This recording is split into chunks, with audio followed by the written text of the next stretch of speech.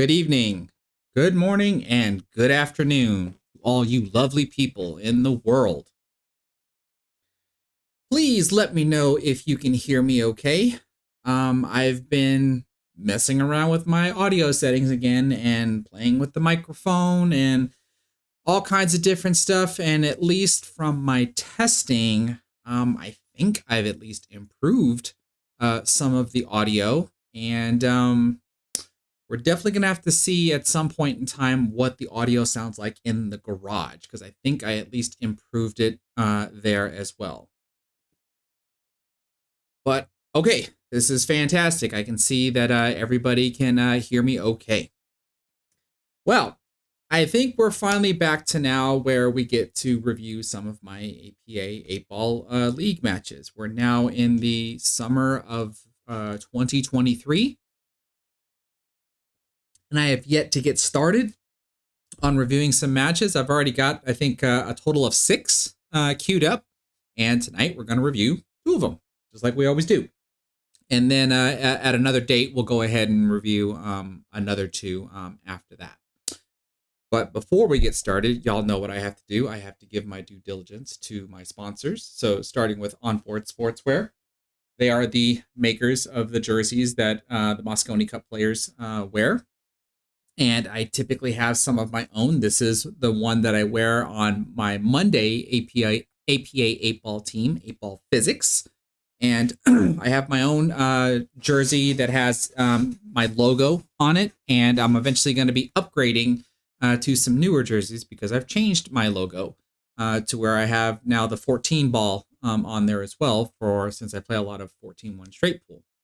But if you go to their website, onboardsportswear.com or onboardsportswear.us if you live here in the United States, you can use my discount code LilChris10 and you can get 10% off of your purchase.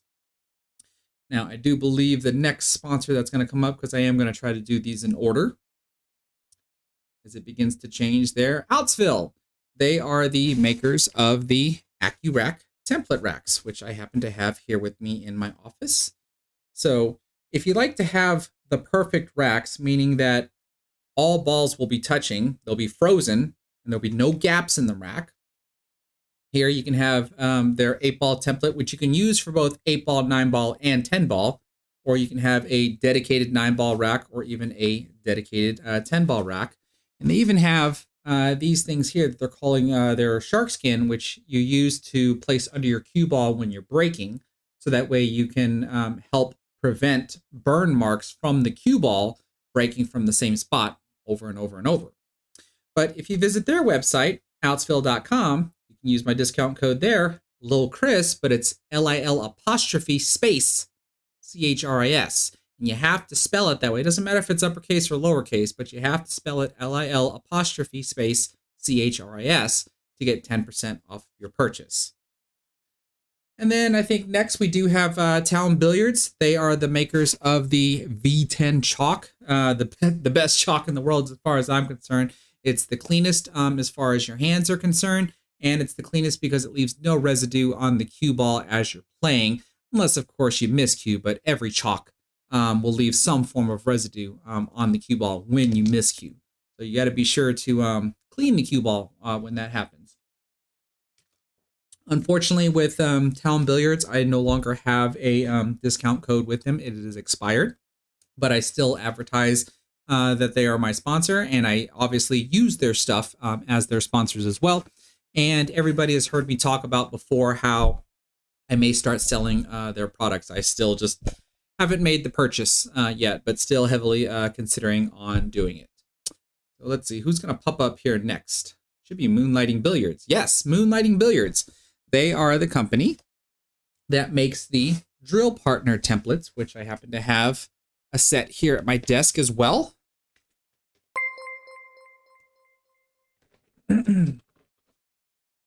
This is their Travel Road Edition. Richard Boehm Jr., thank you so much for subscribing to my YouTube channel. I really do appreciate it.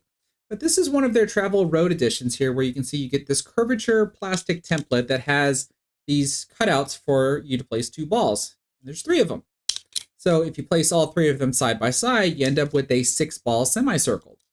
There's also one just like this, but it's straight and it has 3 cutout holes for you put 3 balls in a straight line. And then there's their original drill partner, which is much longer because you can put 9 balls in a straight line. So that way you can practice any form of line drills or semicircle or even full circle drills with these templates. So if you visit their website, moonlightingbilliards.com, you can use my discount code LilChris10 and get 10% off your purchase. This is getting long-winded, folks, but I got to give my sponsors their due diligence. Okay, let's see here. Now, we saw earlier, because the next one was actually JFlowers. I no longer have a discount code with them. When I announced my sponsorship with JFlowers, my discount code was reactivated for a little bit, but then it expired again. So I'm now using JFlowers Cues equipments. They make basically, as far as I'm concerned, the best affordable cues. I'm not going to say like the best cues in the world or whatever, but as far as I'm concerned, the best affordable cues with or without a carbon fiber shaft, because upgrading any cue that you happen to pick to a carbon fiber shaft does not change the price of the cue. So check out their products at jflowerscues.com. And then I think last but not least, there we go, the ICA training system, because I just did a live stream where I demonstrated the ICA training system in my garage. That's been the latest partnership, and I guess you can kind of consider it to be a sponsorship as well. Because if you saw that last live stream, I mentioned about how I was actually gifted the actual system itself, which was the Raspberry Pi, the software, a keyboard, HDMI cables. The only thing I had to purchase was the projector. And because of the amount of lights that I have in my garage, I had to get a rather expensive projector, one that actually produces enough lumens so that way the light can actually shine onto the table while I have all the lights on. But we did see in that last live stream that when all the lights are on, it's really difficult for the camera to actually pick up the projection being shined onto the table. So I have to actually turn some of the lights off and you can actually see it a little bit better. But I do have a promo code with them, not a discount code. So it's a little bit different, because if you go to that website, ICAtraining.com, there is a bundle, which is the first item that you can purchase, or there is just the software itself that comes on an SD card. If you attempt to purchase either of those, you can use my promo code LC and you can get $50 off of your purchase. Not a percentage discount. This one is a flat $50 rate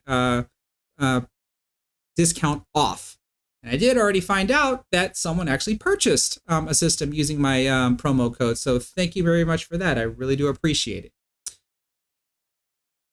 I think that's it.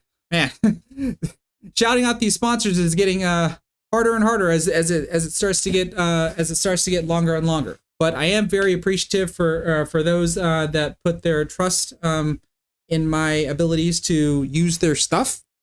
And that would be the other thing too. I hope everybody's aware that just because I'm sponsored by these companies doesn't mean that I'm just going to talk them up like they're great and they're wonderful. Because one, I'm going to do that because I also believe in the products, not just because they're sponsored by me. If I didn't like these products, I wouldn't use them. I hope that's pretty apparent there. So I'm not trying to be biased, because it can be easily taken as biased because they're my sponsors. So you can call it biased, but it's also the truth. So I hope that makes sense. Okay, now let's see here. What's going on? I don't see any questions. And I don't think I have. Oh, I forgot. I did forget. Because of what I said before about acquiring the ICA training system, I do need to do this. I am actually putting on a contest right now. Contest / giveaway, so to speak. I think that might be the right way to look at it. And that contest is this.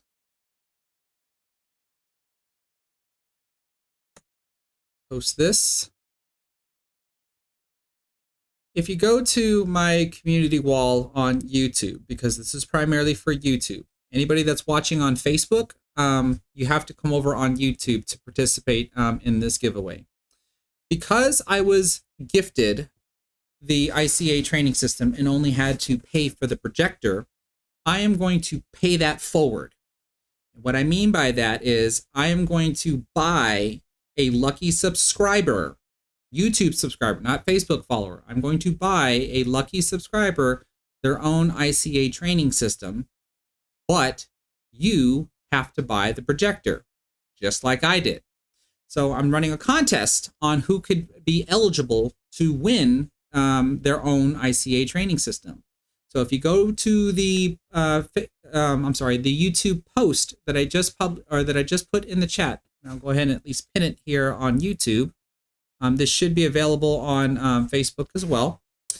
You'll see the rules to be eligible for the contest, and that is you have to basically perform my climbing down the tree drill that I actually created using the ICA training system. It's actually been fairly popular on Facebook. It's actually been kind of going viral on Facebook, which I think is really, really cool. So if you can record yourself performing the climbing down the tree drill, which means you have to use the side rails as you transition down a 6-ball pattern drill. You must use the side rails. That is the part of the rules. When you transition from the 2 to the 3, you're not allowed to go behind the 4-ball. You have to stay above the 4-ball and spin back towards the 3. And you're not allowed to disturb any balls while you're shooting as well, which is typical of most drills. You can't touch another ball. If you're able to perform that drill, that'll make you eligible to be put into a drawing that I'm going to do in a couple of months because I have to save up money to buy the system. And in a couple of months, of the entries that I have, because if you look at the post, there's a pinned comment there where I'm keeping track of everybody that is currently submitted to me that I've also even verified that they're a subscriber.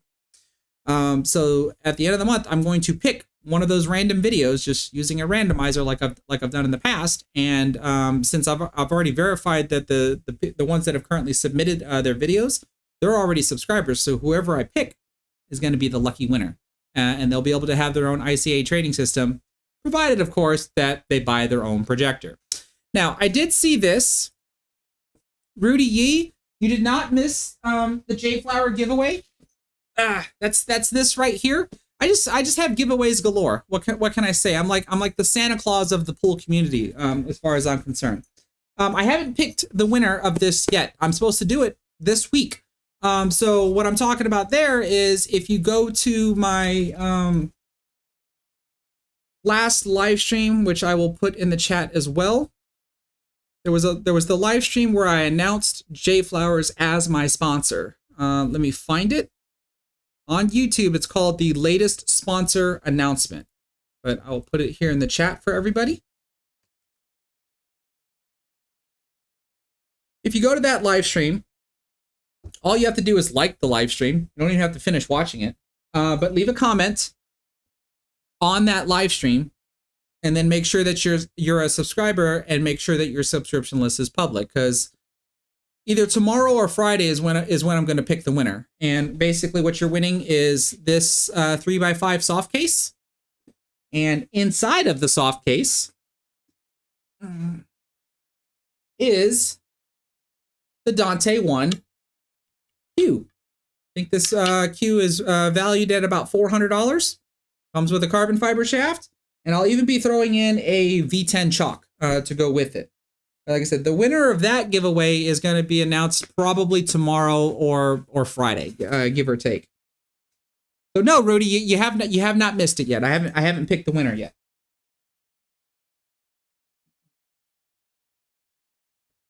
Okay, good Lord, that's a lot.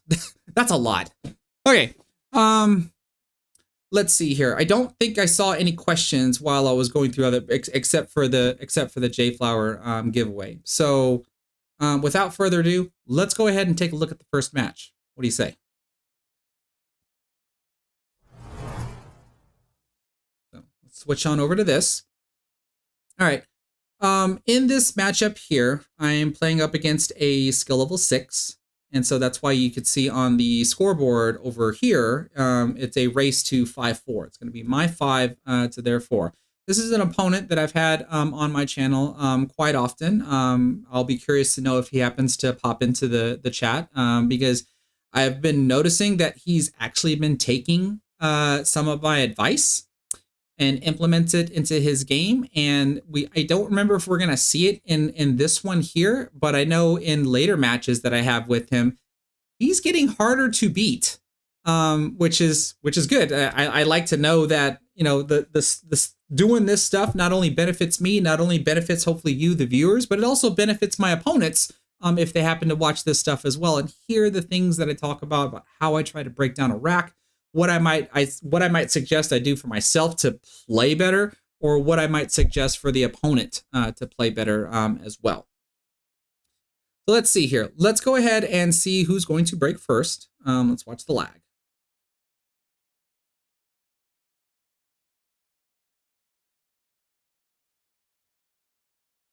And it looks like I'm going to break first. Okay. So put a little asterisk by my name. Just speed this up. So now what I'm doing here, because anybody that's watched my previous live streams knows that I typically fancy doing the pop break, where I'll break more from or closer to the center of the table. I usually place my cue ball right around here because I do fancy the left side of the table. And I'll smack the rack, I'll smack the head ball, pop the cue ball into the air and try to squat it in the middle of the table. But when I went to Las Vegas with my 8-ball Scotch doubles partner, Josh, I was trying to always make the 8-ball on the break. And I didn't make it not one time, not one single time. And I don't even think there were times that I got close. And because of that, I decided that during this session here, and this is something I typically do, I usually swap every session, where in one session, I'll just do nothing but pop breaks. And then when I'm on the hill, I'll try to do an 8-ball break. But in this session here, I'm doing nothing but 8-ball breaks. I'm always going to be trying to see if I can make the 8-ball on the break to win, because an 8 on the break without scratching in APA is a win. So here, all I'm trying to do is smack the second ball. I'm doing pretty much a half ball hit. So what I'm doing is I'm aiming the center of the cue ball to the outside edge of the ball that's in the second row. Center to edge aiming, if you will, just no pivots or sweeps. But that when you aim the center of the cue ball to any edge of the object ball, that creates a half ball hit. So you would essentially be doing a 30-degree cut. And since I'm on the left, that means my cue ball is automatically going to do this, but I don't want to risk scratching. So that's why I'll end up putting just a little bit of bottom left spin. So hopefully I can get the cue ball to kind of arc its way over to the side rail and then spin back towards the middle of the table. Now, typically, we should expect the 8-ball to roll over here towards this side pocket. That is typical. If you watch anybody that demonstrates how to make the 8-ball on the break, that's what they're going to demonstrate. Whatever side that you break from, the 8-ball is supposed to fall into the opposite side pocket. And in reality, we don't know where that 8-ball is going to go, right? Because the gaps are never going to be consistent in a regular league rack because we're using hand racks here, or the triangle rack. We're not using templated racks, so all the racks are going to be different. So there are times where the 8-ball might fall in any pocket, but the idea is supposed to be is that when you break hitting the second row, you have a high % chance of moving the 8-ball. And because we're putting that 8-ball in motion, that at least increases the probability of it dropping. Not by much, but a little bit can go a long way. So let's see how much, if any, the 8-ball moves on this first break.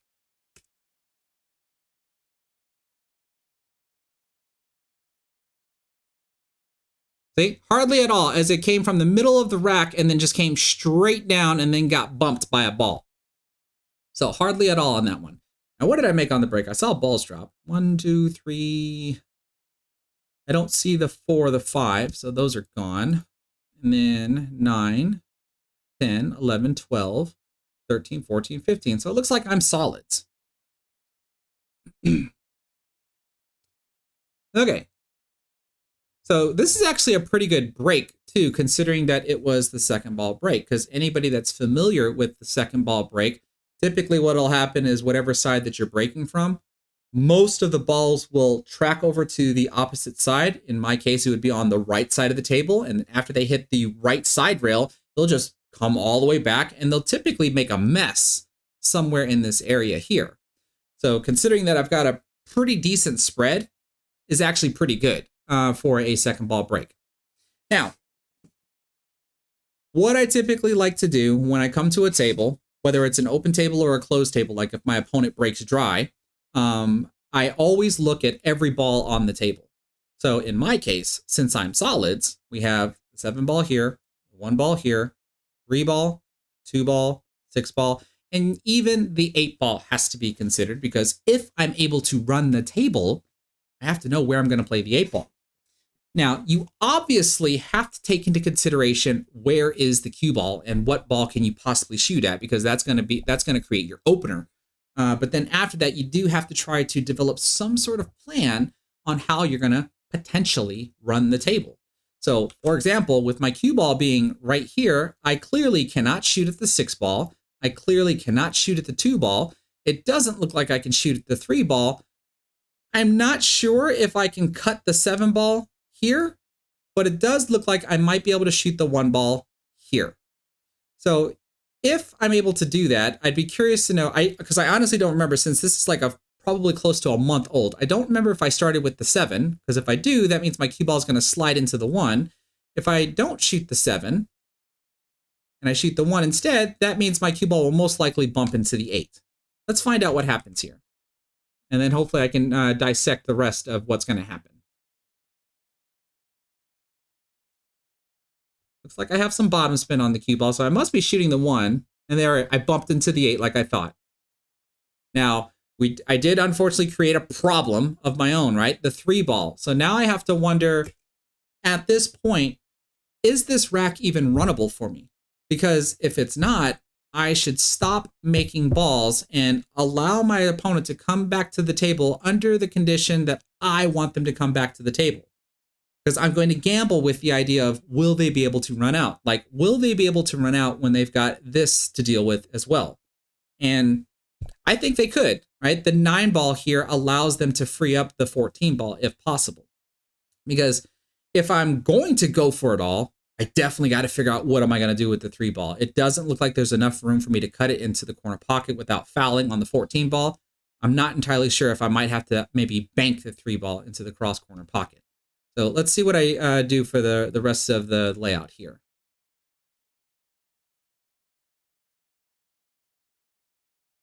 Oh, maybe there is room to cut it. That's what I'm measuring up right here to see where exactly do I need to land in order to cut that 3 ball in.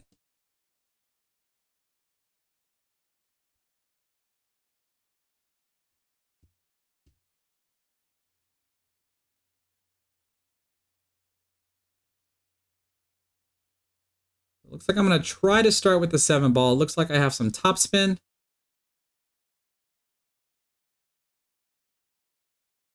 Oh, but then I dog the next shot after that. So what difference does it make if I plan anything out?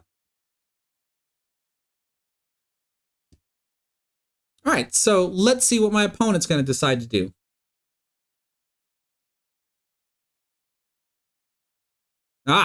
So did we see what just happened there? Let's go back and look. What did I just say earlier about how does my opponent figure out what to do with the 14 ball? The 9 ball right now is the best ball to be able to do that with. So I'm actually surprised my opponent did not try to shoot the 9 ball into the corner pocket and then bump into my 3 in order to free up his 14 ball, because then after that, the 11 ball is a nice backup ball for him to be able to shoot. And then after he frees up the 14 ball, he'll have the 14 ball to contend with, and then he'll have this 13 ball down here to contend with, and he might have been able to run the rack. Now, I'm not suggesting that he can't run the rack just because he didn't do it here, but this is the best opportunity to do so. So in my opinion, he should have taken it. Let's see what he decides to do with the rest of it, though.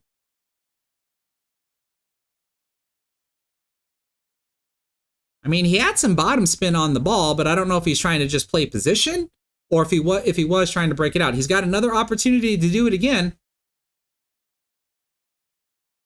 And maybe there he was trying to do so. And this creates the risk as far as I'm concerned. When you're focused on secondary objectives, and your secondary objectives would either be playing position on the next ball, breaking out clusters, whatever the objective is that is after trying to pocket the current ball. If there's any point in time where you might be more focused on the secondary objective rather than the primary objective, then you run the risk of missing the shot, which pretty much what happened to my opponent there. So now that I'm back at the table here, I have no issues on the table since my opponent broke out my 3-ball, and I'm in position to go ahead and try to play it. So I'm going to go ahead and try to play it.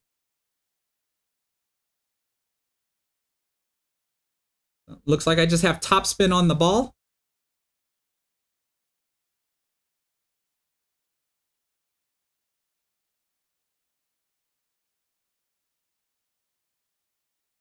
Here's an interesting question, because if I remember this correctly, this is probably going to be the rest of my pattern. Probably. I'm going to shoot the 2-ball here, and then more than likely spin my cue ball off this rail and then either down underneath here, or I'm going to hit the rail and come up towards the middle of the table, one or the other. Then I'm going to take the 7-ball out. Then I'm going to take the 6-ball out, and depending upon my position that I have on the 6th, I think the 8-ball either goes here or here, one or the other. My question is, who starts with the 6-7 combination? Because I'm pretty sure there are players out there that would. And I'm just curious, who? Which one of y'all out there would start that way? Actually, it looks like I might be stunning over to the middle of the table. I don't think I'm going to the short rail.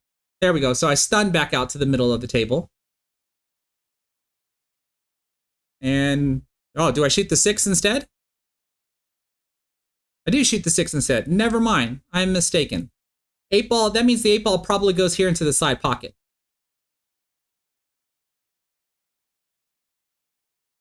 Because I would think after this, I'm just going to roll this in. Cue ball should land somewhere right around here. And the 8 goes in the side. So, a little different than I remembered.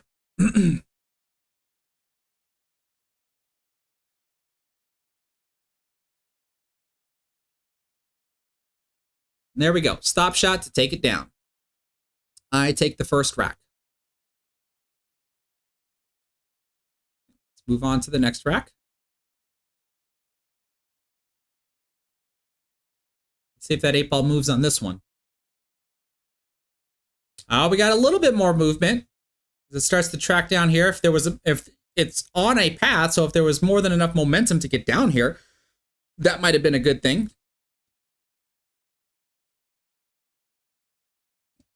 All right, what did I make on this break? Got the 1, 2, 3, 4, 5. I don't see the 6, and there's the 7 and the 8. And then I don't see the 9, so this looks like it's an open table. 10, 11. I think that's the 12. 13, 14, 15. So yeah, this is an open table. So now I just rinse and repeat. In this case, since it's open, I have to look at all of the balls that are on the table and decide for myself, which ones do I think is better to run? So what do y'all think, folks? Do y'all like solids best, or do you like stripes the best?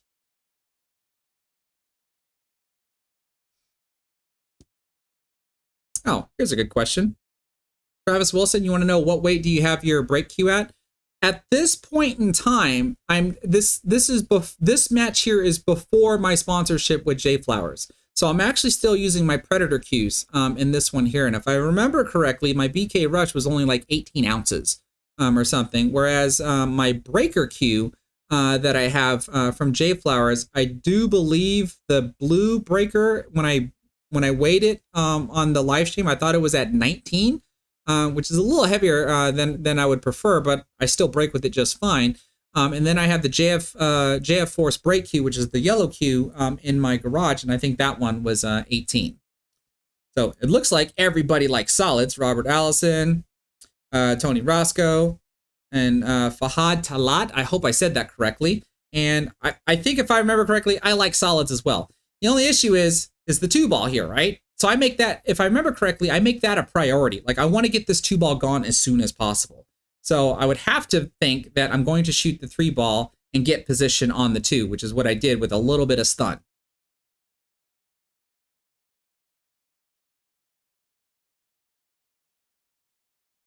Looks like I might be stunning again. I'm going to definitely bump into that 14-ball. Automatic position for the 7-ball. But no, I'm going to go ahead and take the 1, so that way I'm done with this end of the table and then work on this end of the table. And clearly I must have hit that too hard. You see the gesture that I made when I shot the 1-ball? Watch me over here. That right there, that probably tells me that I hit this too hard. I should be shooting the 5-ball next. So now I got to do something a little different. So here I am figuring out my route. So if we go back to this, that at least should tell me this. My original plan was to shoot the 1-ball into the corner pocket. All right, we saw my cue ball do something like this, and it should have stopped like right about here, but I hit it too hard. Right? So if I stop right here, then that means I can play the 5 into the corner, hit the rail, come out to the middle of the table, so that way I can play the 7-ball here, do the same thing, play the 2-ball here, and then that means the 8 is going to go into the side pocket. That most likely was going to be the original plan. Now that the plan has changed because I goofed with this right here, if I remember correctly, the plan is now 7 in the corner, 2 in the corner, 5 up here, and I have to play the 8-ball in the same corner pocket as the 7.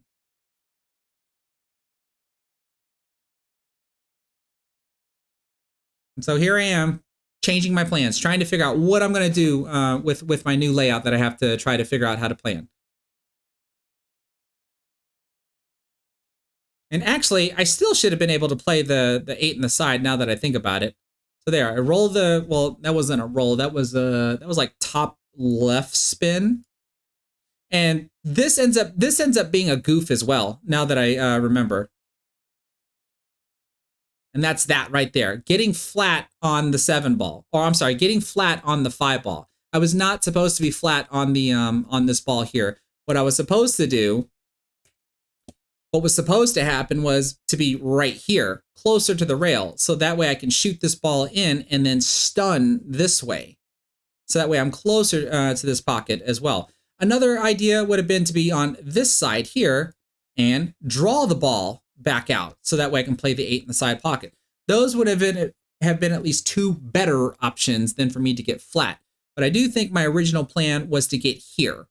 So that way I can stun out towards the middle of the table. Since I'm flat on the ball, that's why you see me do this, which is one thing I do recommend a lot of players should be doing here. And that is going over to where you believe you're going to place the cue ball for your next shot and seeing what the shot will look like, right? Because clearly I don't want this ball to come into play because this automatically means that I'm going to play the 5-ball up here and I'm going to allow my cue ball to roll forward somewhere right around here so that way I can have a shot at the 8-ball to go here into the corner pocket.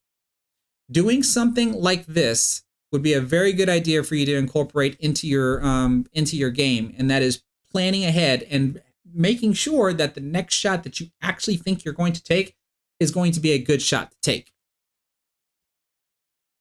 Because sometimes you'll find out that where you think you wanted the cue ball to be probably isn't going to be a good idea.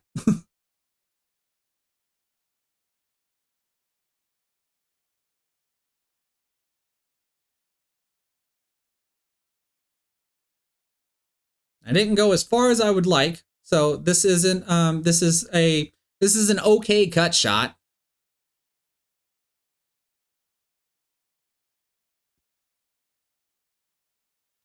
I think all I attempt to do here is just roll the ball in with topspin. And unfortunately, what would have been a break and run, I end up blowing it. The last thing you would ever want to do in an 8-ball game against anybody, really, and that's run all the way to the end and then blow it. Because now, typically, I should lose the rack here. I should lose the rack because either my opponent will determine whether or not if they can run the rack or not. And if they can't run the rack, they can play some sort of a defensive shot, like right here, for example. If my opponent chose to, he could just shoot the 13 ball straight into the rail, stop the cue ball behind the 15 ball, and hope that I don't make contact with that 8 ball, give him ball in hand, and then have him finish the table. But of course, in this situation as well, he can try to run out. Like I don't see an issue with trying to run the table from here. I think the only thing that concerns me here is shooting that 13. I think that's the only thing I maybe did not agree with. I mean, you can make it work, but I just don't think I agreed with it. Right? Because you see what happens here? He didn't really get the best of shapes on the 15 ball. Let's see what happens. All right, good shot though. You see how he doesn't have to be in these positions, right? I mean, he's arbitrarily like landing in these positions, and I'm not doing a very good job keeping track of where everything's at. But look at all this, right? So he's able to solve everything, but whoops. That's kind of heartbreaking to sit there and watch that.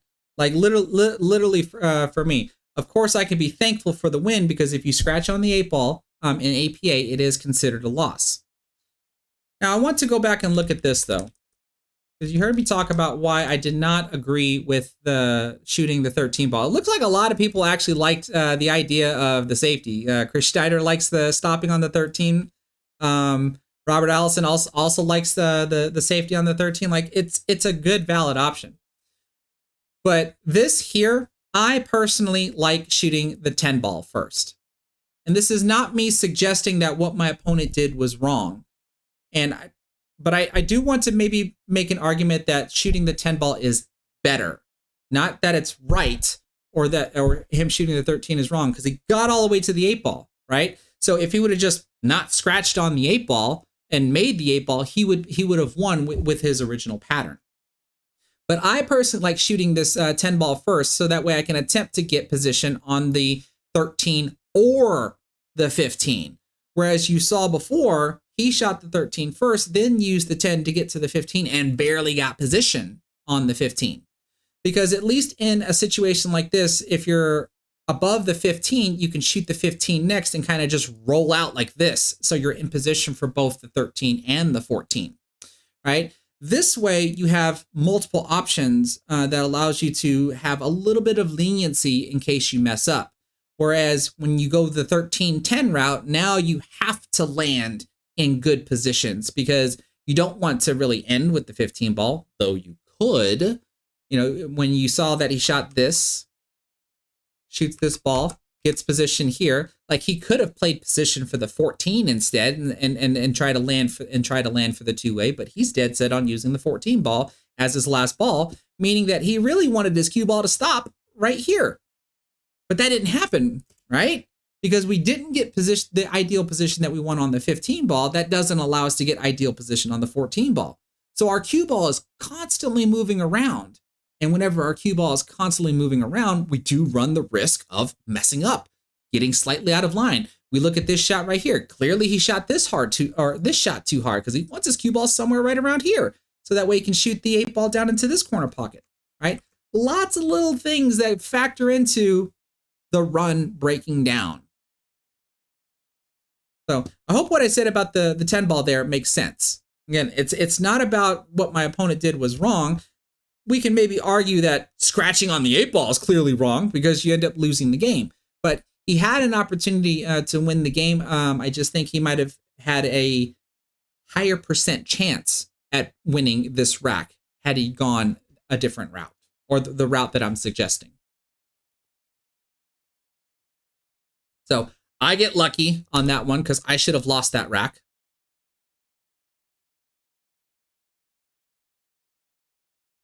Oh, look at that. Look at that. Did y'all see that? We got a lot of movement out of it, and it almost fell in the pocket. Cue ball almost knocked it in. Look at that. Did I make a ball, though? let's see, 1, 2, 3, 4, 5, 6, 7. And there's the 8, 9, 10. Looks like the 11 ball is gone. 12, 13, 14. Yeah, I don't see the 11 ball. So it looks like I'm stripes.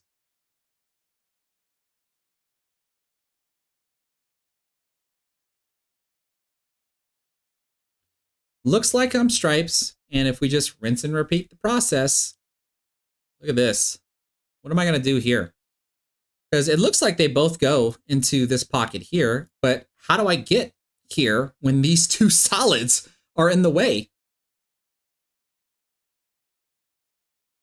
Right, so that's what I'm trying to figure out. I'm trying to figure out how do I get position on my 9 ball so that way I can use my 9 ball to get position on these 2 balls. Let's see, do I have it here with the 14? Just gently roll the 14 in. Does that allow me position on my 9 to get position on these guys? You see what I'm doing here where I'm prioritizing my trouble spots and I'm trying to solve my trouble spots as soon as possible. Oh, that didn't work out the way I wanted. Like we could see I've got bottom spin on the cue ball, so that means I must have wanted this to happen. Shoot the 9 in and go this way, like this, and hopefully land somewhere right here to deal with these two. But what happened here? Look at that. My ball sunk through and didn't draw, so that means I didn't hit it hard enough, and the backspin was gone on the cue ball by the time it got there. So little mistake on my part there. I think I don't remember if I try to shoot this anyway.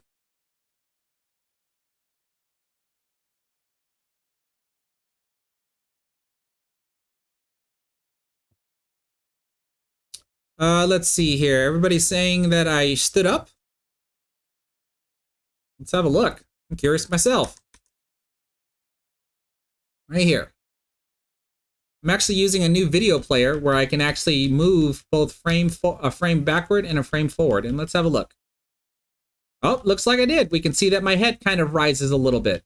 Right about there. I'm kind of getting up. So yeah, that probably means, well, let's check this out also. We can see how low I am on the cue ball. Where do I actually strike? Well, I think I hit as low as I wanted. That looks about right. It doesn't look like it. I can see that my head comes up. That's something that I'm always working on where I don't want to move my head at all. But it doesn't appear that factored in, because look how low my tip is on my practice stroke, and then on my final stroke, look where I actually hit. Right? It looks like it's there. It looks like it's right on target. I would probably just still have to venture to say that I just didn't hit it hard enough.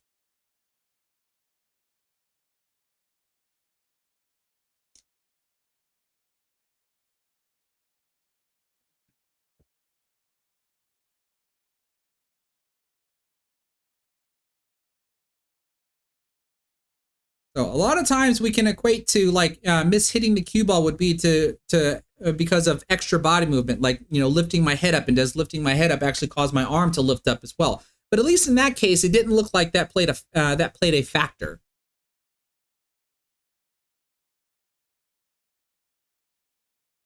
So here, now I got to decide whether or not if I want to try to finish running the table or not, because getting position on those 2 trouble stripes is going to be almost impossible.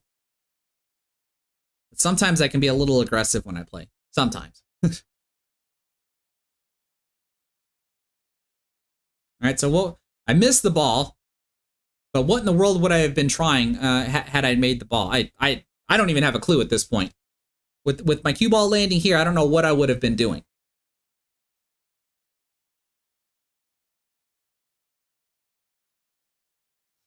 Okay, so I actually want to get my opponent out of the way here. So now look at my opponent's situation. What do you think my opponent should be doing here? I mean, I think it's okay that you make a ball or two, but unless you figure out what you're going to do here, you shouldn't be trying to finish the rack. As far as I'm concerned. What I think my opponent can do, start with the 3 ball here into the corner and get the cue ball somewhere in this area here. You can kind of sink through the tangent line, hit the rail, and then come out right here. So that way you can shoot the 4 ball into this pocket here and then try to drag the cue ball all the way over here to knock my ball in and open the pocket for the 2 ball. If you achieve that, here's a nice little line drill, you know, whether this goes here, here, here, and here like that, and then the 8 ball would go here. But unless you solve this, none of this is going to happen. See what my opponent does. Let's see, QG, you're asking about the JFlowers Cues. This is an older video. This is an older match. This match was prior to my sponsorship, so I'm still using my Predator Cues in this video. And I think in the next matches that I have is when I'm starting to use my JFlowers Cues. Oh, look at that! See, he tried it. He tried it. So that's excellent. I'm glad to see that. But he failed. He failed at doing it. So as far as I'm concerned, he should be done running the table.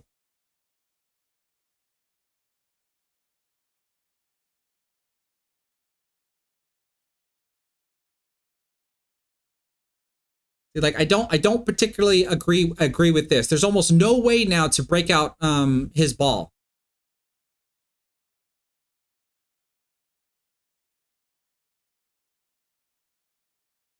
Here he is running the table. I'm not even marking balls off the table here.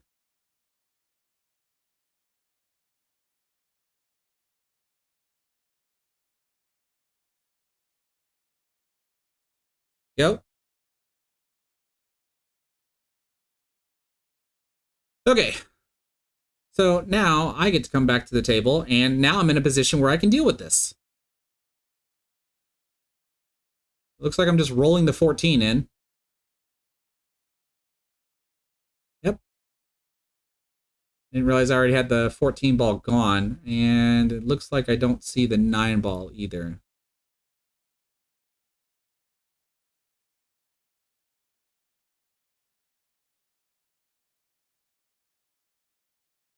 Gonna try to drop the 15 ball without touching the 2. I should be able to see enough of it. That's why I'm shooting it. Clearly that was a good hit. Overdrew the ball a bit, would you say? I don't want to have to back cut the 13 ball.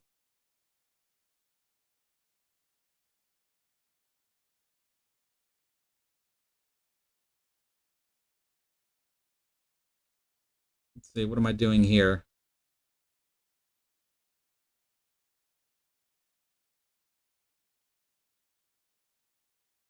Oh, I'm not doing anything here since I missed. I didn't even get the position that I wanted on the next ball, so clearly I wanted where my 13 ball ended is where I wanted the cue ball to end up.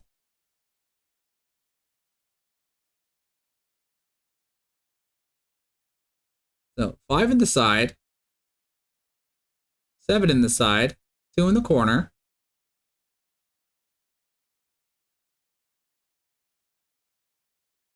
Probably put a little bit of bottom left spin on this one to pull the cue ball back to where it's at and get straight in on the 8. Good enough. Good enough. And then just try to safely roll this ball in. Don't really try to do anything fancy with the cue ball. Nicely done. My opponent takes that one down. 2-1.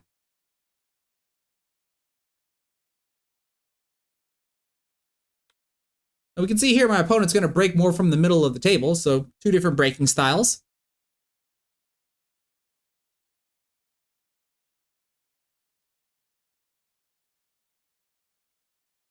Little known fact about the rack, and that's regardless of gaps or whatever. Because my opponent is breaking slightly on the left of the rack and going into the head ball, watch this ball right here, which is the 3 ball. Watch the back corner ball.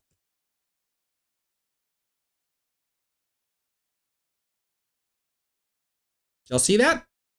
Play it for it again.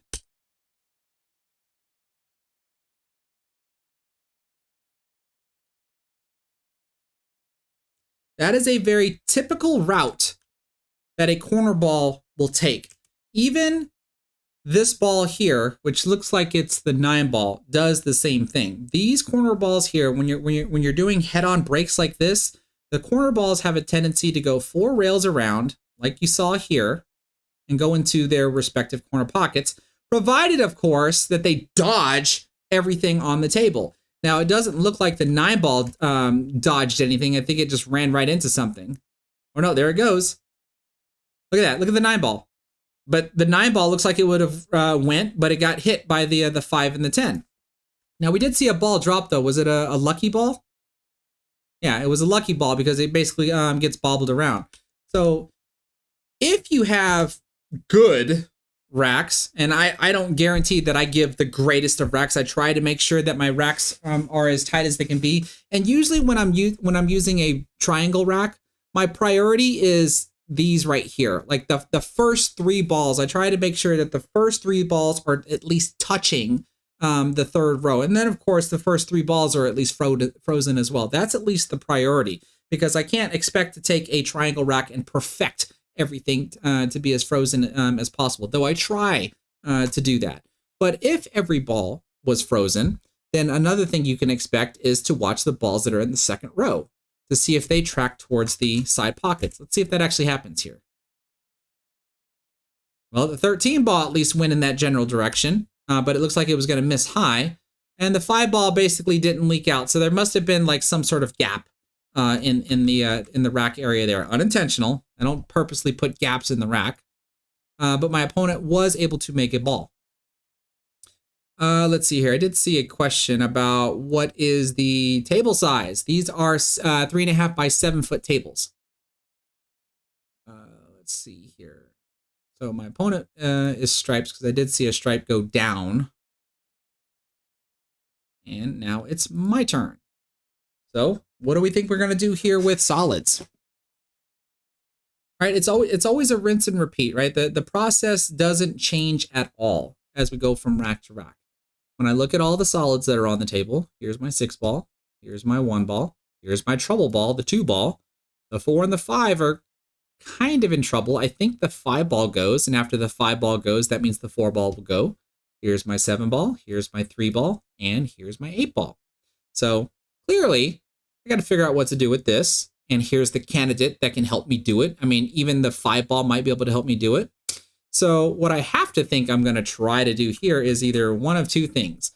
I'm either going to start with this guy here, hit the rail, and come over here, come somewhere over in this area here to try to shoot the 1 ball into the side pocket and push up this way. Or I'm going to shoot the 3 ball first and then spin down into this direction as well. But let's find out which is which.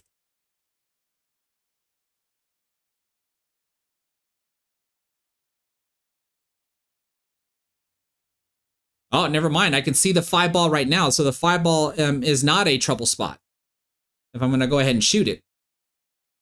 Okay, so 1 problem solved.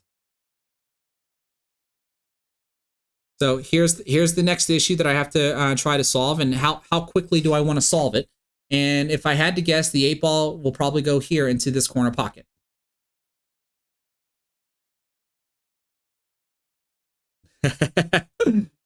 I always like it when I see these options come up. Bank the 2 ball. Yes, that is obviously an option.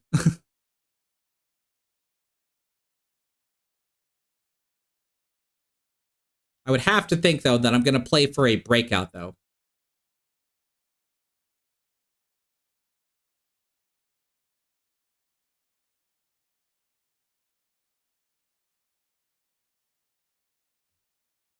Let's see if I remember this correctly.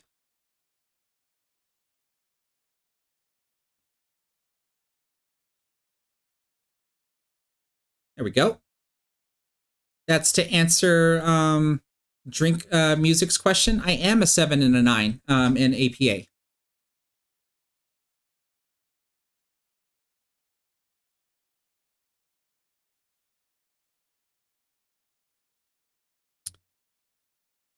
All right, I can honestly say that I don't like that I'm shooting balls off and I haven't been able to solve my trouble spot, because every ball that's on the table is supposed to be an insurance ball. Now, it looks like I'm finally in position where I can at least attempt to do it. I just probably wish I would have done it sooner. Wait, am I not in position?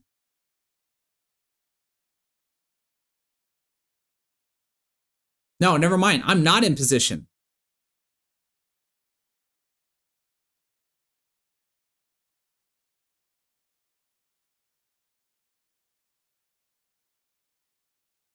So that means I have to be trying to get in position. So as far as I'm concerned, what I'm doing here is just is bad playing.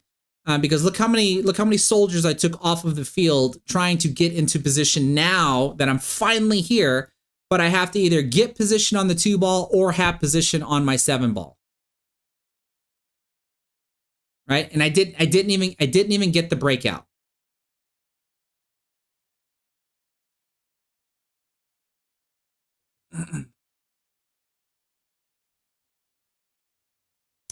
Now, I do remember this because this is part of my thumbnail.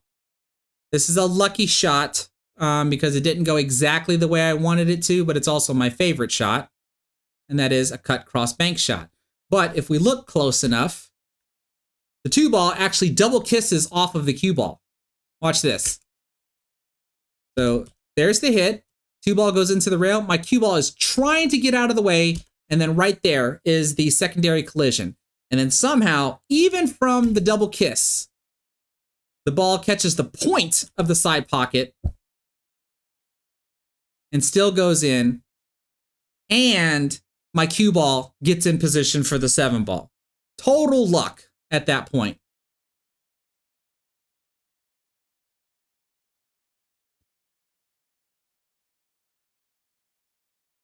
And actually, this is funny. I do remember this though, because what am I doing right here? Right here. What am I doing right here? One of my opponent's teammates thought I had missed, didn't see that the 2-ball had fallen just yet, and was cheering her teammate, "Come on, let's go!" until they saw that the ball actually dropped. So with that lucky shot and lucky position back on the 7, all I did was just draw the cue ball back, and I have position on the 8 to go into the same corner pocket.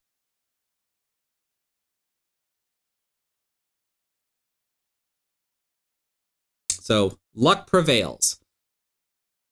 Now, some people might wonder, or some people might argue this. I'm making the ball that I want into the designated pocket that I want.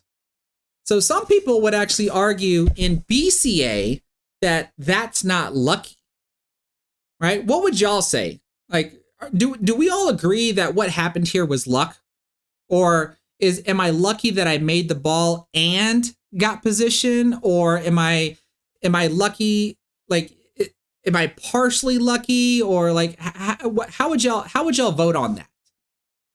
Right? Because I know APA gets a bad rap for slop shots, right? But technically speaking, I would even consider this to be a slop shot, right? Even though I'm pocketing the ball in the pocket that I want to make it in.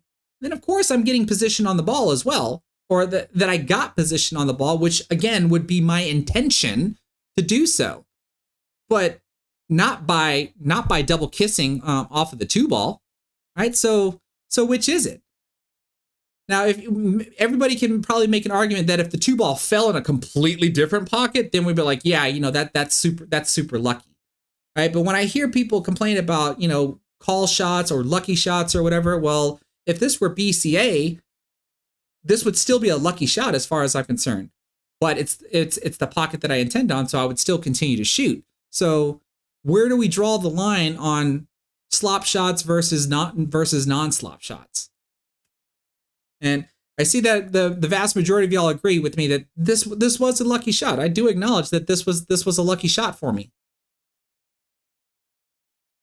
Even though the intention was to cross bank the 2-ball and get position on the 7-ball, just not in the exact details of how it actually happened.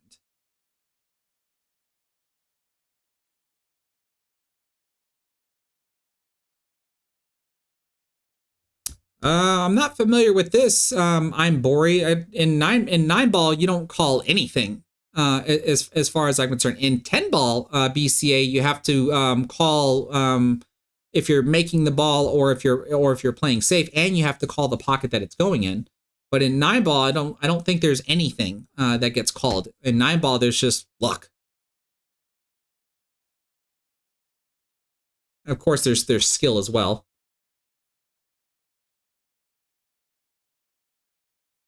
Oh, what is that? What happened there? There's a glitch in the matrix.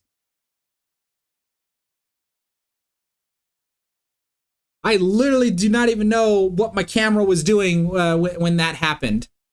That was weird. All right, let's see here. 1, 2, 3, 4, 5, 6, 7. I'm clearly not solids. 9. I don't see the 10. No, there's the 10. There's the 9, 10, 11, 12. 13's gone. 14's there. 15. 13 and 15. So it looks like I'm stripes.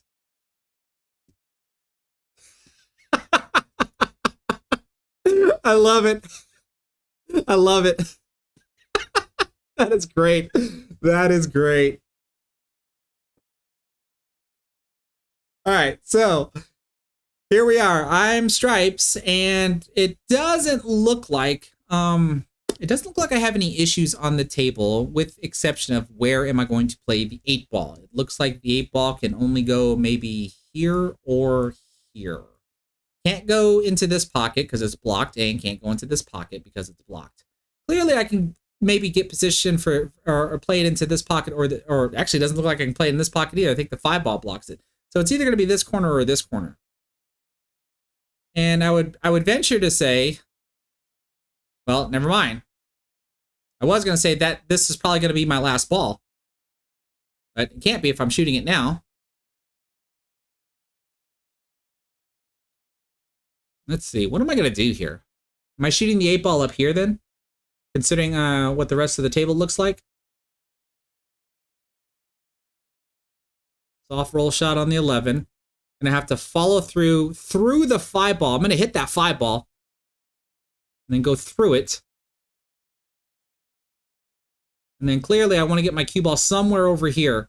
Play the 8-ball into the upper left corner pocket. So am I just going to draw back?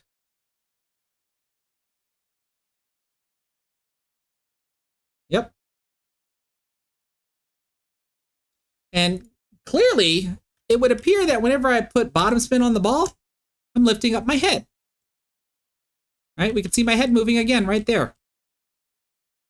Look at that. I know for a fact I've been trying to make it my sole purpose not to do that, not lift up my head when I'm shooting. I can't believe I'm still doing it.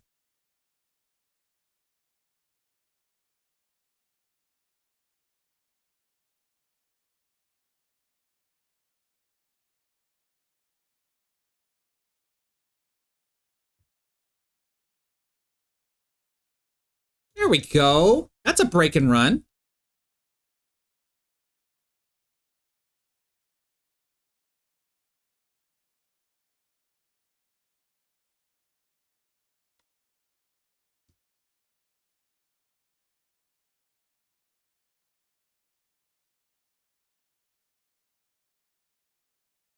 Okay, little bit of movement on the 8-ball on that one, and my cue ball almost got trapped. So I must have cut the second ball a little too much, since I didn't get to pull the cue ball back towards the middle of the table.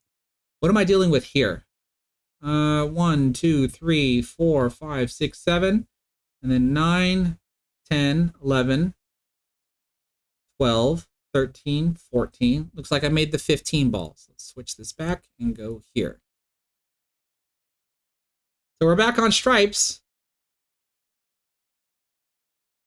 This is a terrible way to start. I don't have an opening shot. We can see that my first opening shot is going to be a long 11-13 combo. Do I even make it? No, way off. Wasn't even close. Wasn't even close.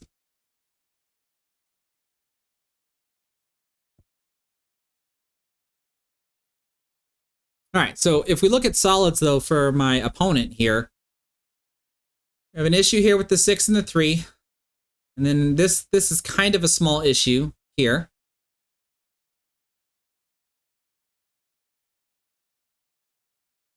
Let's see what my opponent's going to do.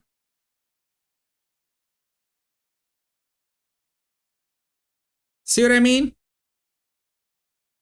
What do you think my opponent's secondary objective was? This is exactly what I'm talking about, where if the focus goes towards the secondary objective, then the primary objective can sometimes result in an error. He is trying to break out his 6 and his 3, which is something he should be doing. Right? This would actually be a good choice, but we would definitely need to make sure that we're not trying to cheat the pocket so much and create the angle that we need in order to break out the ball. Right? If you just look at making the ball, can you make the ball, and by just making the ball alone, does the cue ball even head over in that direction? Brianne Fry, thank you so much for subscribing to my YouTube channel. I really do appreciate it. If he were just focus on making the 2-ball, where does that cue ball go all by itself? And this looks like a pretty flat shot, so it looks like he has to try to cheat the pocket. And if you're able to detect, one, can you even cheat the pocket and still be able to make the ball? Because you know you're going to have to try to punch this ball because you're doing more than a half ball hit, much more. Close to like 7/8, more, maybe even more than 3/4 of a hit. So in order to get the cue ball moving, you have to hit it. And anytime you're hitting a ball to a pocket, hitting a ball, just like we see here, you run the risk of bobbling it. I don't know if he would have hit this softer, if he would have even made it, because look, we can see how much he ends up. What is this? This would probably be considered an undercut. Or no, an overcut. He over cheats the pocket, trying to create the angle that he needs in order to break out the ball. If he would have hit this softer, would the ball still have gone in? I don't know. Maybe not. But we can see also that if he would have made the ball, then there's no way of making the breakout, right? If he corrects the aim and actually makes the ball, then he doesn't even get the breakout at all.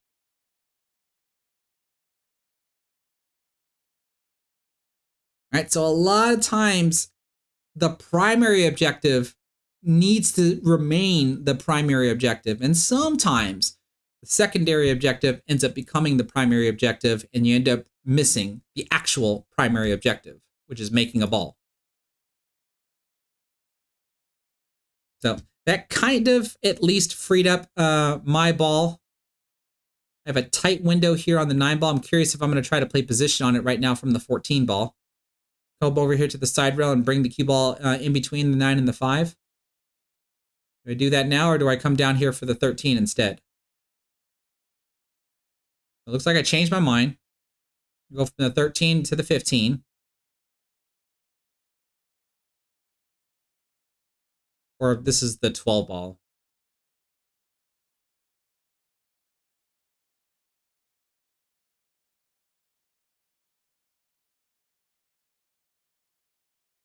Whoops.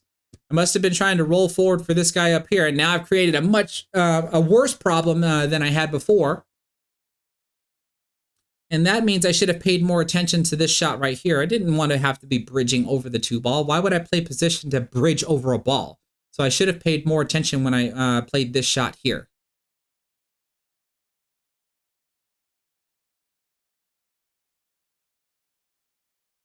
So here's a good decision. I like that, but we got a lot of movement from shooting there.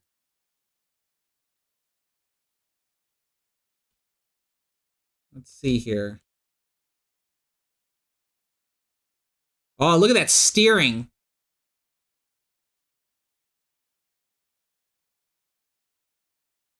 This is something. How many of y'all do this? Does anybody do this when they impart a lot of spin on the cue ball? Do you steer your cue to go with it? Because look, we can see that he steers his cue. His cue actually leaves his hand before the cue ball even strikes the object ball. Right, so I think we need to have more control. I always preach to my players, do not let go of your cue. Your cue must remain in your hand when you shoot. If your cue comes off of your bridge hand, especially if you're using an open hand bridge, you're shooting too hard, and you need to soften up.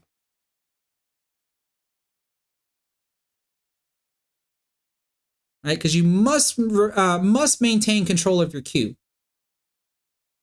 And clearly in that position here, I didn't like where I ended up. If the cue ball would have came out just a little bit farther, I'd have position on the 14 ball, which I think is what I wanted.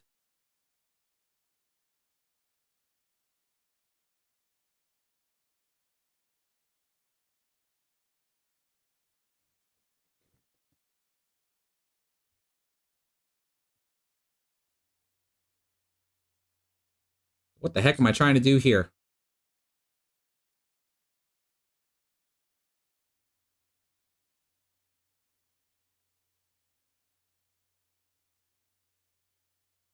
Did I seriously mean to do that? Holy cow.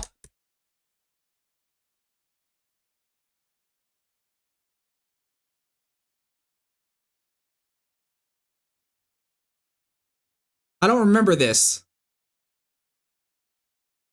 I mean, look at my posture. This doesn't look like luck. No, that's intentional. That has to be intentional. Look at my posture.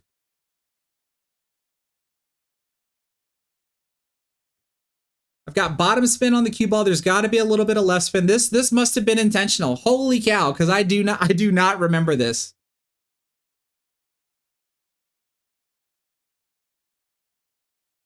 Wow. Okay.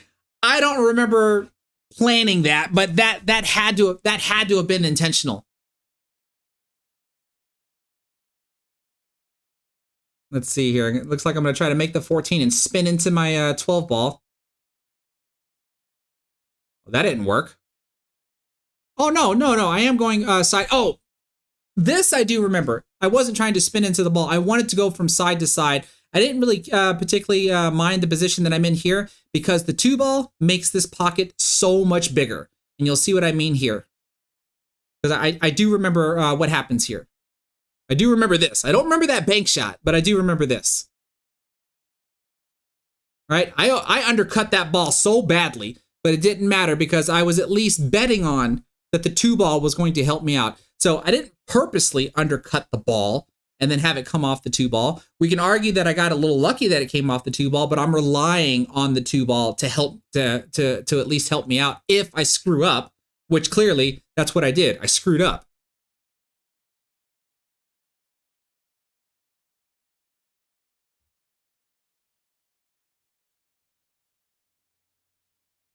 And then roll the 8 ball into the side pocket.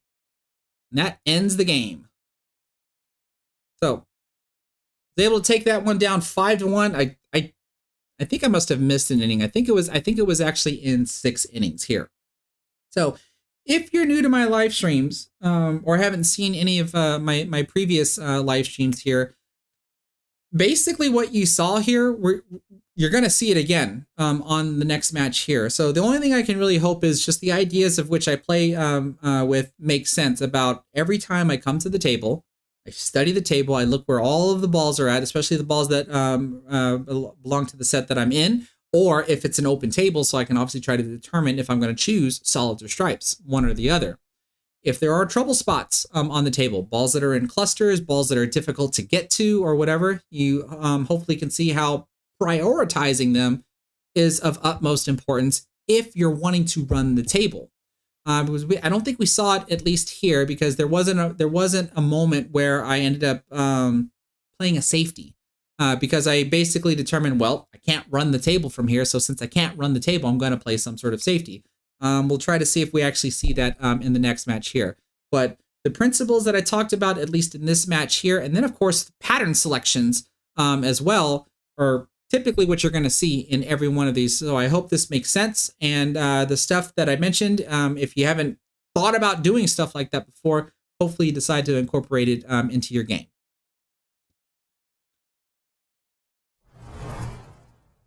All right, so let's go here as I prep for the next match. I saw one of my opponents is actually, the opponent for my next match is actually here in the live chat. And actually, give me just a minute. I'll be right back.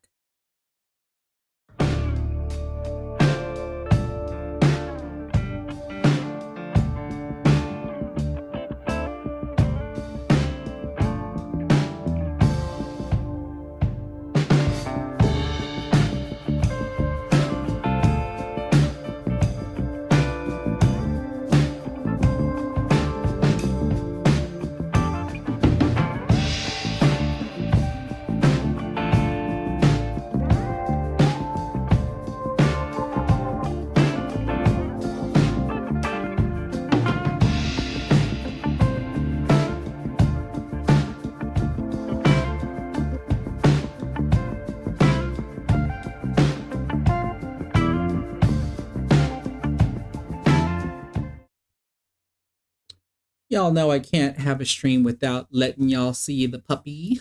I don't know where the cat's at. Otherwise I'd show the cat as well. But Link wanted to say hi. He was actually taking a nap.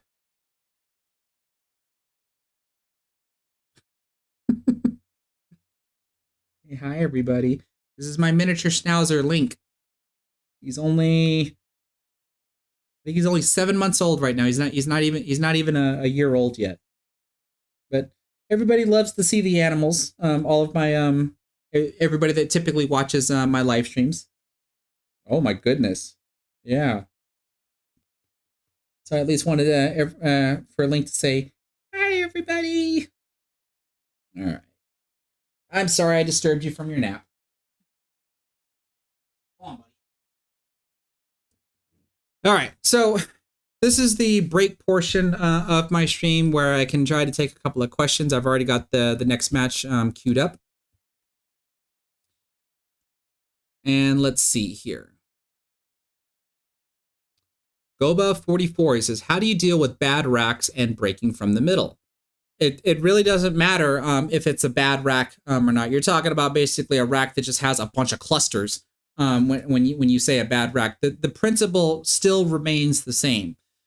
So like one, if after the break is so bad that there's not even a ball that you can shoot at, well, you're gonna have to decide: do you want to take a low % risk at lucking a ball in, especially in APA, because you can just luck a ball in, and then hopefully claim a set, or just play some sort of a defensive shot and let's see if your opponent decides to try to luck a ball in. Because no matter what, when you're solids or stripes, as far as I'm concerned, you still have to go through the same steps. Identify where all of your balls are at, identify which balls are problem balls, clusters and whatnot, and then try to figure out how you're going to deal with them, and let alone, can you even deal with them on your turn? Because if you can't, then you most likely should not be trying to make balls just for the sake of making balls, because as you saw on one rack where my opponent didn't take an opportunity to break a ball out, he broke it later, or tried to break it later with another ball instead of what we all thought was the primary ball that he could have made, and then broke out a cluster. If you don't do that, like, you're literally almost asking to lose your own game, because all you're doing is just making the table easier for your opponent. So as far as I'm concerned, it doesn't matter if it's a good break or if it's a bad break. The principles remain the same. I hope that makes sense.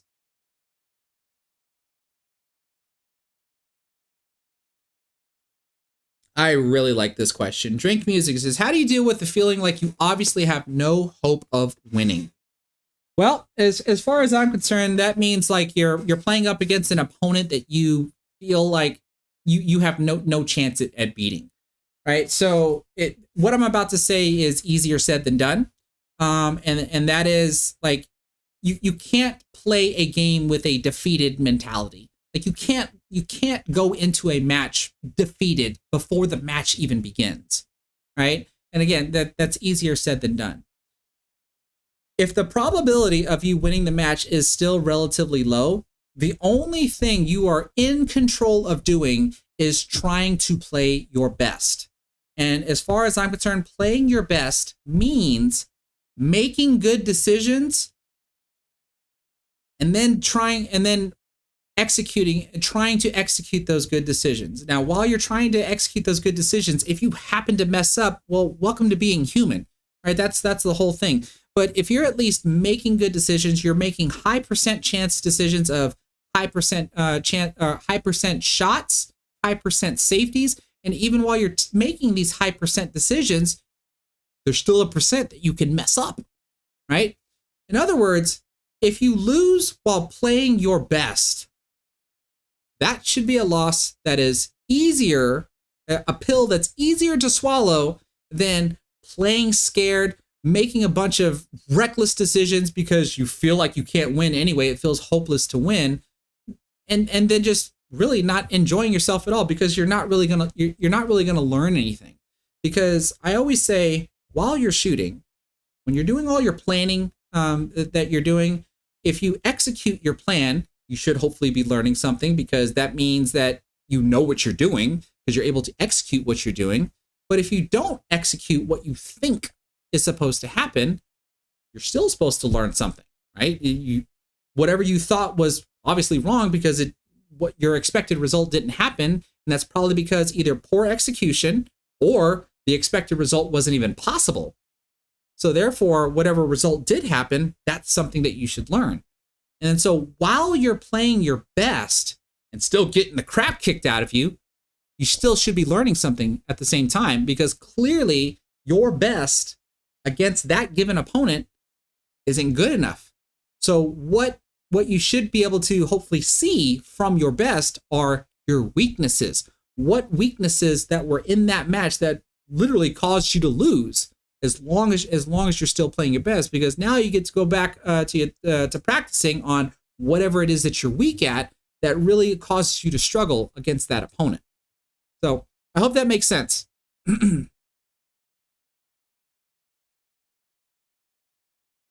Desmond Hopkins, any quick tips on how to get a more power in your break? Yes, I actually have a video. I'll go ahead and link it. I have a simple exercise of a video that I made on how to improve your breaks. Where is it?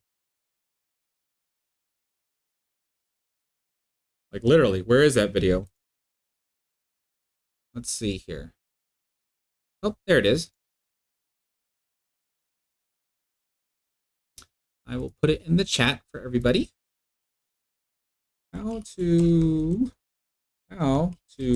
improve your breaks. This is a simple exercise on how to improve your breaks, and that's simply by lagging up and down the table. Watch that video and you'll see exactly what I'm talking about. I'm not literally meaning that you break as hard as you lag. That's not, don't take that as the message on how to improve your breaks. If you check out the video that I just linked in the chat, you'll see what I mean by if you use a lagging type exercise to help you improve your breaks, because you're going to rely more on your arm to do the breaking rather than trying to drop your elbow, twist your hip, throw your leg into the air like you're a ballerina or whatever, and put all kinds of body motions into your break because you're trying to add as much power as you can. This little exercise that I came up with is just to strictly help you with your arm and being able to break better. Let's see here.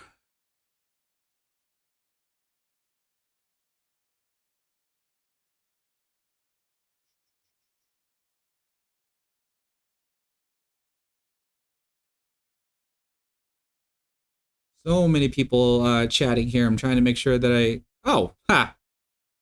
this new one. Have you seen the brake rack? I have one.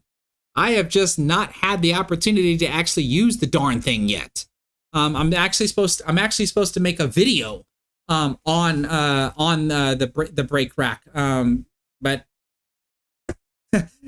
in case y'all haven't noticed, unless I have time to do these live streams, which usually last me like 2 to 3 hours at most, a lot of my content has been me just posting YouTube Shorts or Facebook Reels on my Facebook page, right? Because that's all I have time to do right now. Because making a YouTube video nowadays, for me, like a 10 to 15 minute video, takes me hours to do, especially with the amount of work that I tried to put into them.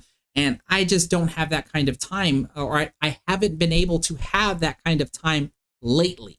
That's why when I did the ICA training system, I did it on a live stream.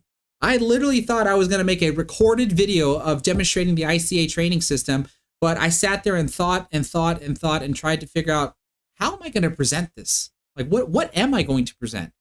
And the more I thought about it, the more complex it started to become. And I'm like, I don't have time to make that video to formulate it exactly the way I wanted to formulate it. So I ended up doing a live stream of the video. And lo and behold, I might have to do the same thing with the brake rack. I'm not entirely sure. But rest assured, at some point in time, there'll be some type of video on the brake rack at some point in time.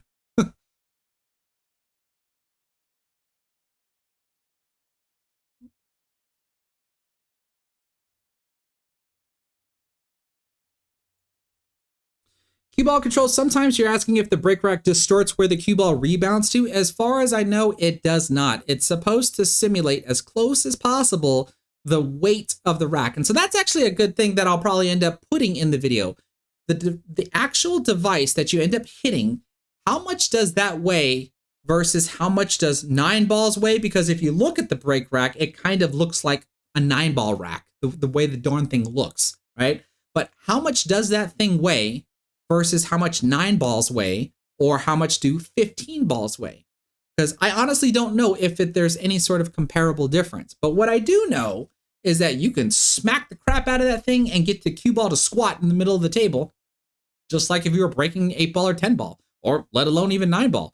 So if you can do that reliably with the break rack, I don't see why you wouldn't be able to reliably do it with any other rack. The only thing you might end up tweaking is how much power you put into it, because if that break rack ends up being much heavier than 9 balls racked, 10 balls racked, or 15 balls racked. Not entirely sure.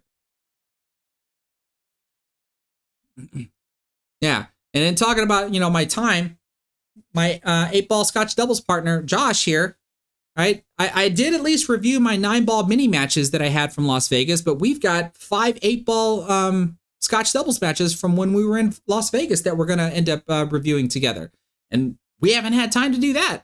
I still have the videos, but we haven't had time to, I haven't had time, and Josh hasn't had time to come over and we actually review those videos together. But sooner or later, they're going to happen. This is the drawback of me being a working individual on top of trying to be a YouTuber as a side hobby. Let's see here. Drink music. Do I only play on one league, or do I play in multiple leagues? Well, I play APA twice a week. I play it once on Mondays and then once on Wednesdays. I didn't have to play it all this week, though. I had Monday and Wednesday off. I'm not the captain of the Monday team. I just train everybody on the Monday team.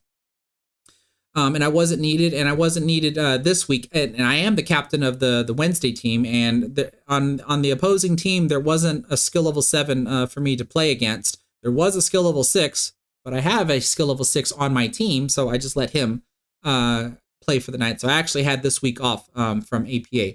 But I do also play BCA on Sundays.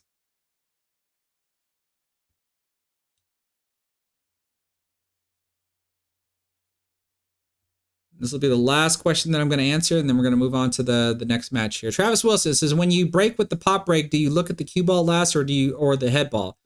I always look at the cue ball last on everything.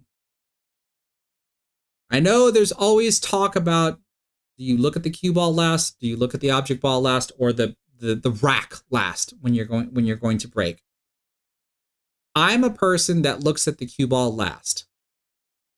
And the reason why, my argument for looking at the cue ball last is because I want to make sure that I hit that cue ball where I want to hit it, right? Because that's the only thing I'm in full control of. If I take my eye off the target, then I have to obviously trust my muscle memory, my stroke, my body mechanics to still hit where I intended to hit, which that's what some people do. And I would have to think sometimes people can do it and sometimes people can't. If you're looking at the cue ball last, you will at least always have a higher % chance, because there's still a possibility, even though you're looking at the cue ball last, you can still miss hit where you want if you end up having like some sort of crooked stroke and your arm sways from side to side. So there's still a possibility to mess up. But I would think you have a higher % chance at striking the cue ball where you want to strike if you're looking at it last. Whether you're breaking or whether you're shooting, it does not matter. And the simple argument is this, right? Because I know people like to try to use shooting a gun as an argument. That's a terrible argument as far as I'm concerned, because all you're doing is just pulling a trigger. In pool, what you're doing is you're hitting a stationary object with another object. So that's what you should be comparing it against. So baseball is not a good comparison, because you're hitting a moving object with another object. But if you wanted to use baseball as an example, do you think baseball players look where they're going to send the baseball, or do they look at the baseball, hit it, and then watch where it goes? I think everybody's going to know and understand that they look at the baseball. They always say, keep your eye on the ball, right? So that way they can hit it. The next closest game, as far as I'm concerned, is golf, right? You hit a stationary ball with another object, which is the club. But as far as I'm concerned, golfers don't look where they're going to send the golf ball. They look down and make sure that they hit the ball first, then look to see where they're going to send the ball. Right? If you factor all that in, that would be the reason why I at least argue for looking at the cue ball last. I'm not going to dictate whether you need to look at the cue ball last or not, but if you listen to my argument, maybe that should be something you can consider, why you probably should look at the cue ball last versus looking at the object ball last. Because why can we do both? That's because there's that trick shot where you're going to shoot a ball in, you turn your head, take your bridge out of your bridge, or take your cue out of your bridge hand and put it back, and then shoot the ball, and you can still make the ball. Right? So we don't necessarily even need to be looking at our target in order to do what we want to do. And if you practice it enough, you can even do the same trick shot and apply draw, topspin, side spin, or whatever, as long as your mechanics are all good. But as far as I'm concerned, look at the cue ball last. Dustin Dover, thank you so much for the 99 stars over on Facebook. I really do appreciate it. And I do remember meeting you in Las Vegas, and it was a pleasure. There were so many people that I met in Las Vegas. I wish I can remember everybody's names, but unfortunately I don't. But Dustin, I do remember meeting you in person. Really do appreciate the stars on Facebook, bud. Okay. Let's see here. Let's go over to the next match.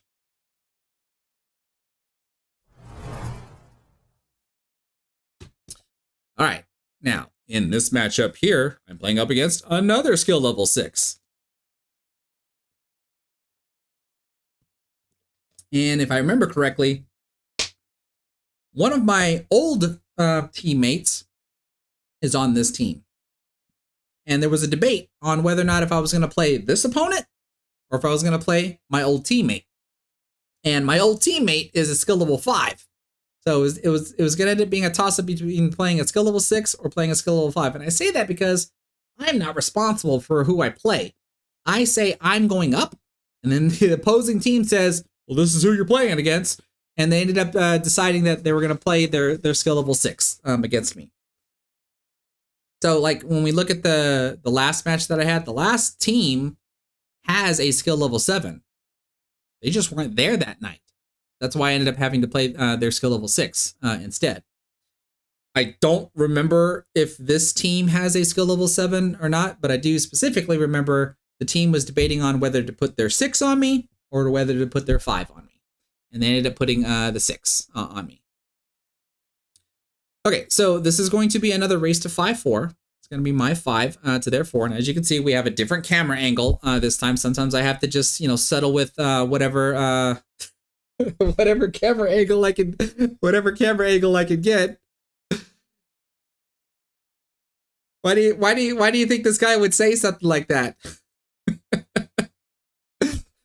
Jeffrey, I'm glad that you're still here, bud. This is my opponent. So, Jeffrey, if you want to listen in on any of the advice that I'm going to be giving myself, and then of course any of the advice that I'm going to be giving you here as well, hopefully it helps improve your game, man. Let's see what happens here.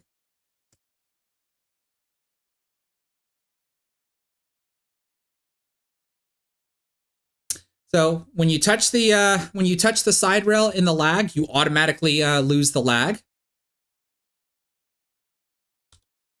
So besides that, my lag was still closer to the rail that we lagged from. When you're doing a lag, as long as whenever your ball touches a side rail, or if it falls into a pocket, you automatically lose the lag.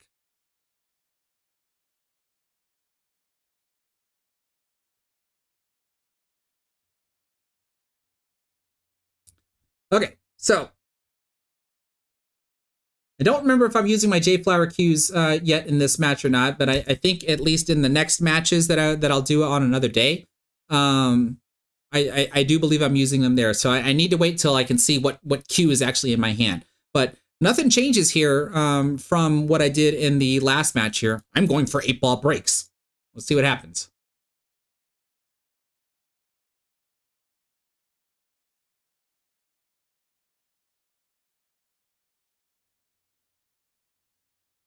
Look at that. Look at the movement. No, but I don't make it. And it doesn't look like I even made a ball.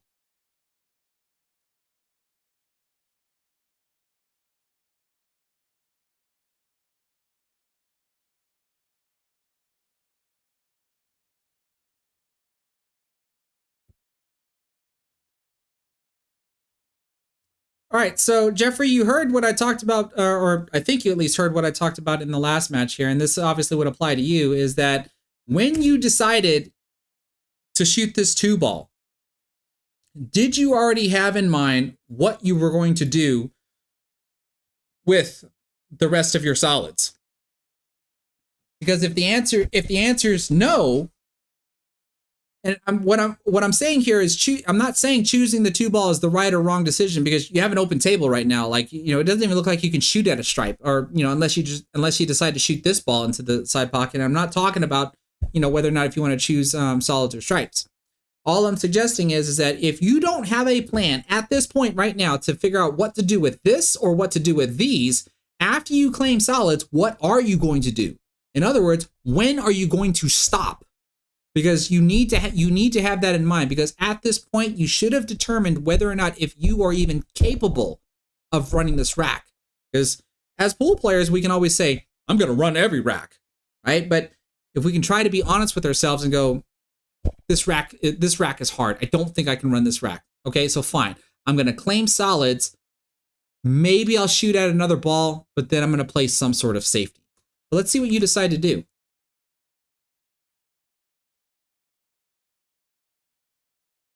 So you play the 2-ball in. Now I'm gonna ask you about this though, because hold on right there. If I look at the tip of your cue, why do you have so much side spin on the ball when your cue ball is not even going to touch a rail? Right? Are you trying to throw the ball in when you don't even need to do that? All you need to do is accurately cut the ball in, right? Anybody can argue with me on this one here, but it's of my opinion, and unless you intend to throw the object ball in, because you need to throw the object ball in, and what I mean by needing to throw the object ball in is because you want to hit a cut shot as flat as possible so that way you can hold the cue ball. Right? That would be the only intention of why you would want to throw a ball in. I don't think you need to worry about gearing the ball in on this occasion here, because otherwise, if you're not going to hit a rail, you probably shouldn't even bother with using side spin. There is no benefit, as far as I'm concerned, throwing this 2-ball into the side pocket, especially with the way that you intended on playing, which is allowing your cue ball to just roll through the tangent line and bump into the 9-ball. So if you would have shot this ball like this, you'd have gotten the same exact result, as far as I'm concerned. I hope that makes sense. I wouldn't bother putting side spin on the cue ball if you have no intention on of actually utilizing that side spin, which is going to be to throw a ball in or to spin the cue ball off of the rail. So you can see right now you're making balls for the sake of making balls, and at least here it looks like maybe you were trying to break out your 4 and your 5 because you hit that 3-ball kind of hard, but you ended up not doing it, and you also accidentally end up hooking yourself. So let's just argue this. Let's say you got the breakout. Cool. Do you even know what you're going to shoot at next? Because you're not guaranteed to have a shot at breaking out the 4 and the 5. Let's say you got lucky and broke out the 4 and the 5, and you got a shot at the 4-ball. Cool. What are you going to do here? So I hope what you're seeing, like how if you think this far ahead, you can literally see where your run is going to break down. And do you want your run to break down against a player like myself and allow me to come back to the table with less obstacles on the table? That is something you should seriously consider. So like, what should you have done at this point? Well, I have to deal with this stuff too, right? And this is going to be the only ball that I can use to maybe deal with this stuff here, maybe, right? So maybe you could have played a safe and tried to break out your 4 and your 5 right now. Trying to think like what kind of safe. I don't want to just tell you to play safe and like not give you a suggestion on how.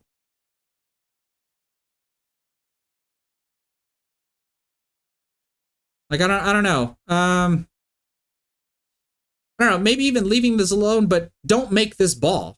Like just push it closer to the pocket. Obviously, make it hit a rail so that way you don't end up giving me ball in hand. But I just don't think that you should have attempted to do this if you have no plan with this. Because what, there is the 6 ball underneath you, right?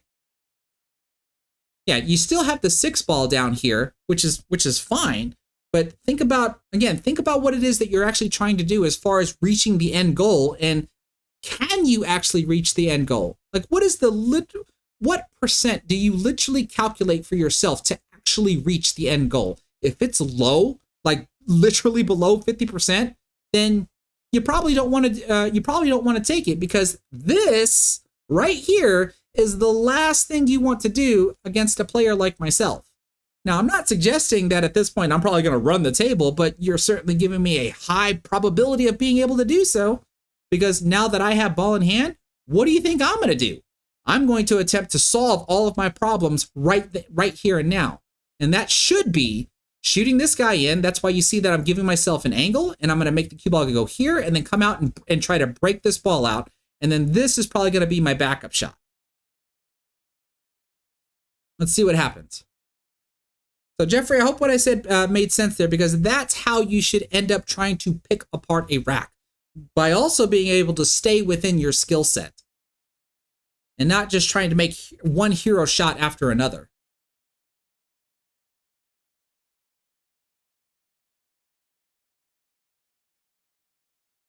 Let's see, I think your 2 ball's gone and your 3 ball's gone. I just made what? My 12 ball.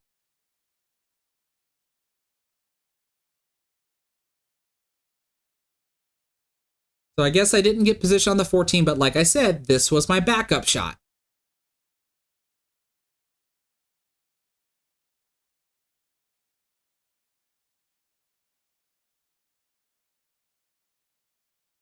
Okay, I don't think I did anything wild and crazy about that. My next ball is going to be the 9 ball. Clearly, I didn't get the greatest of positions. But when I shoot the 9 ball, I'm so close to the rail, I automatically have topspin on the ball. We can see my cue ball is naturally going to roll over into this area here. And this is probably where I mess up. So now, if I look at this, I would have to think, if I'm following my own principle, I'm done.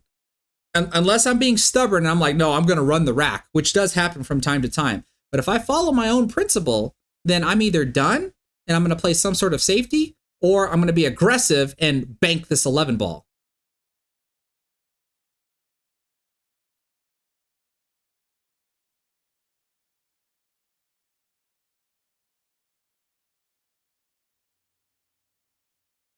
Ah, see, I went into aggressive mode. Oh, and then look, there's lucky. Y'all want to have some fun? If you type !APA, let's get some random meetings of what APA actually stands for, because it doesn't stand for American Pool Player Association. It stands for Any Pocket Amateur.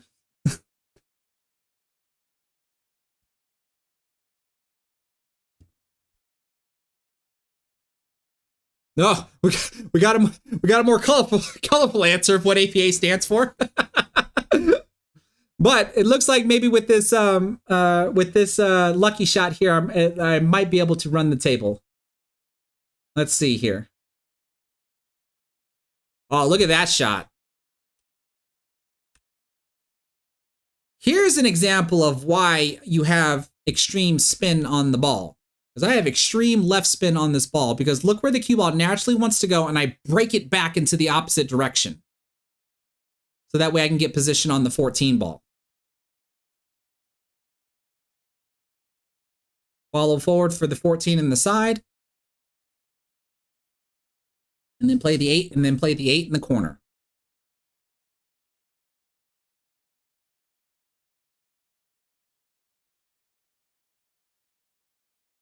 All from that lucky shot because I stayed in aggressive mode. Look at that. I actually almost scratched.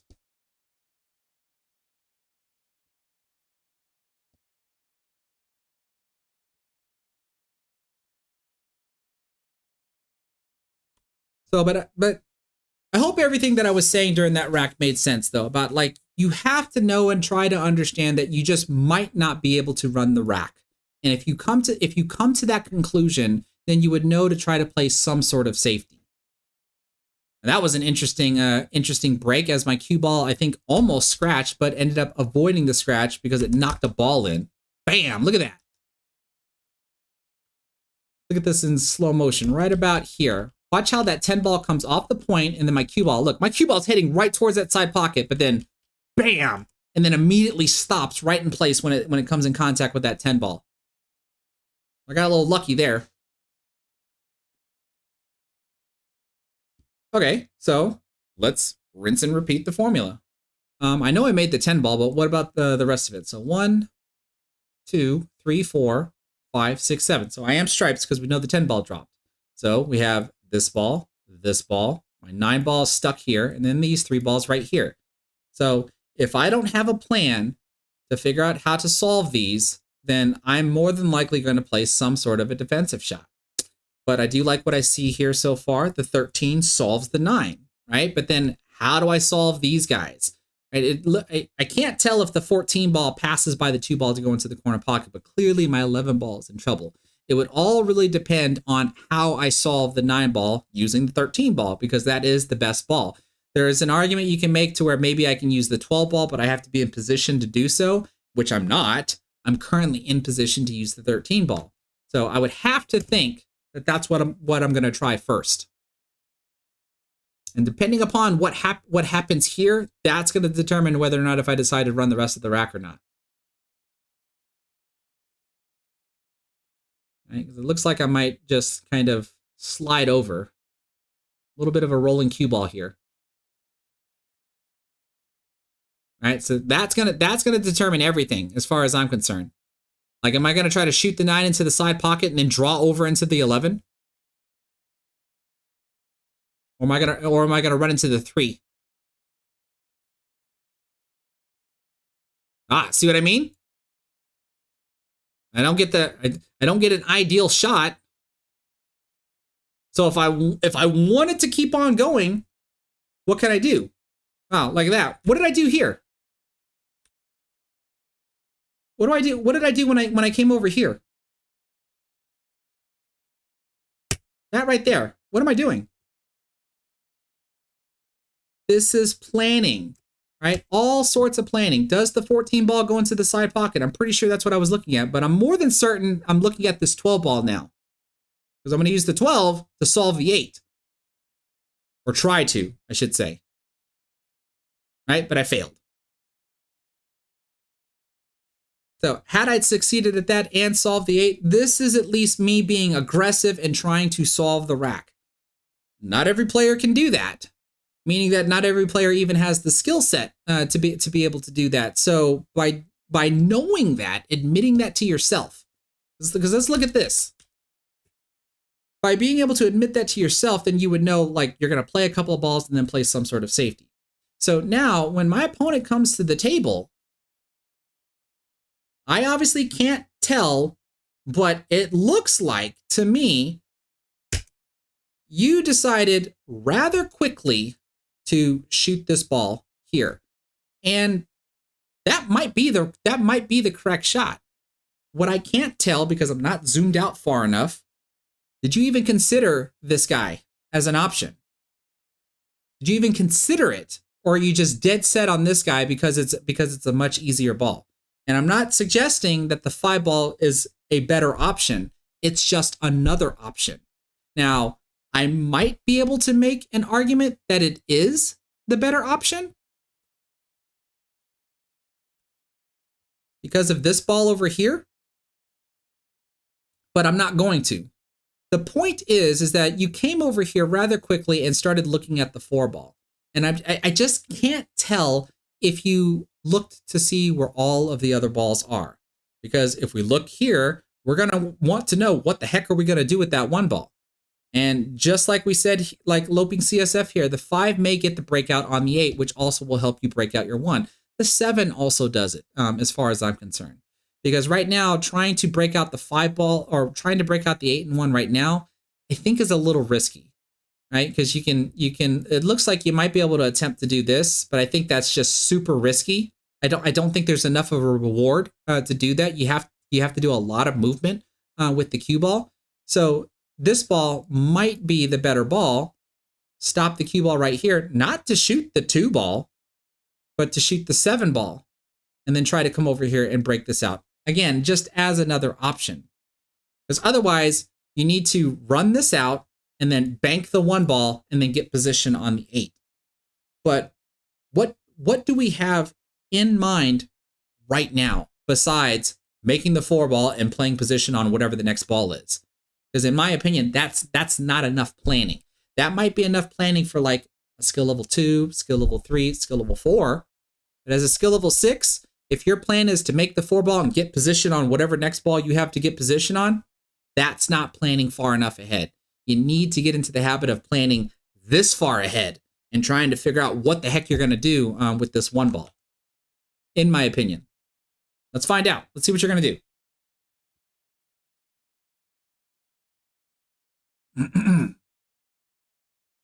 Got some topspin on the 4 ball. That means you're going to try to get position on the 2. Maybe. Not sure. I like this one. Play safe behind the 8. And you can use the 1 ball to do so. I like that.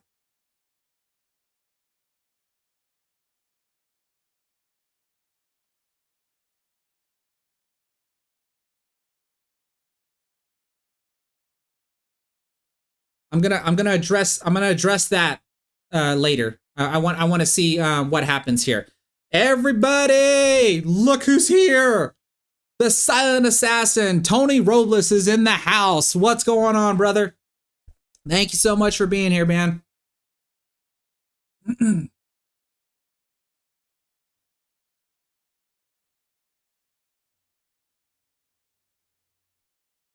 All right, so we got the 3 ball. We're gonna roll that in. We got position on the 7 or the 5. So this, I need to leave this up here if I can. I know it's gonna disappear soon.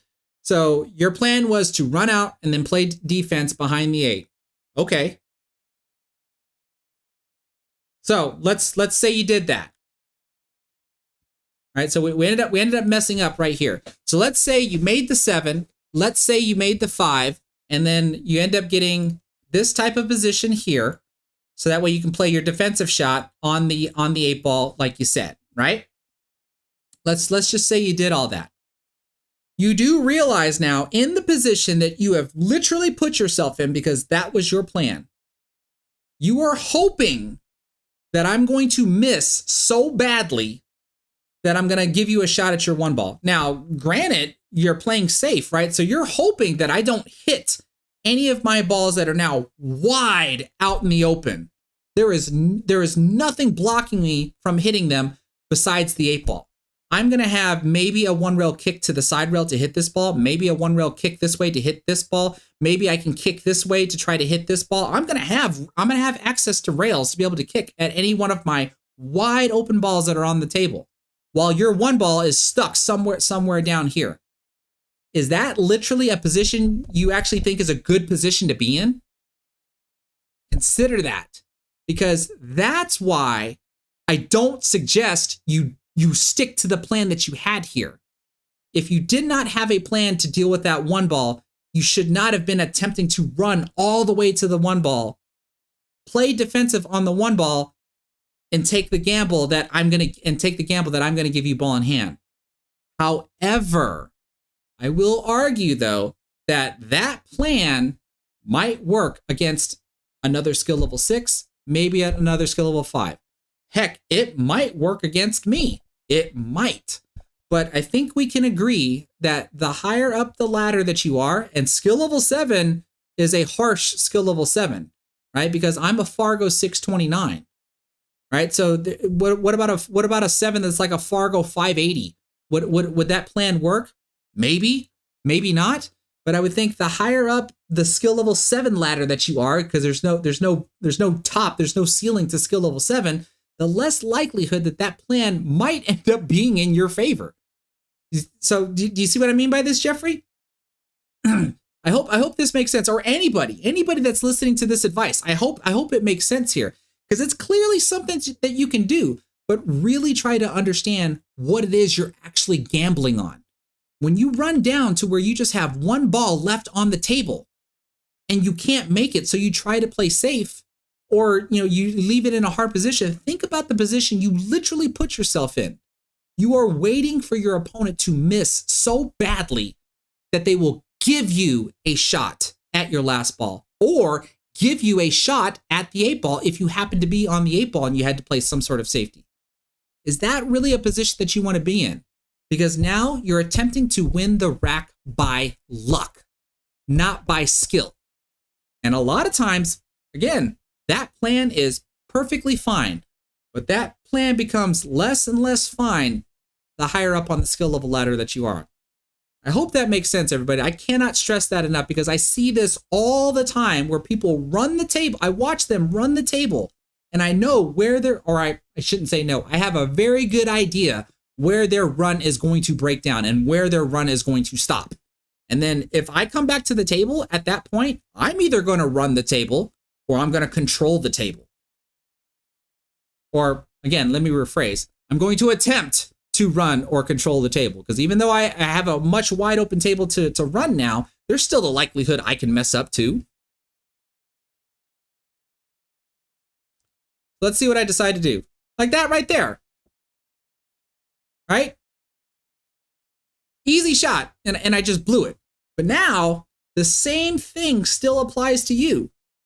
What are you going to do here? What are you going to do with that? What are you going to do with that 1 ball? Clearly, I didn't mean to miss my ball.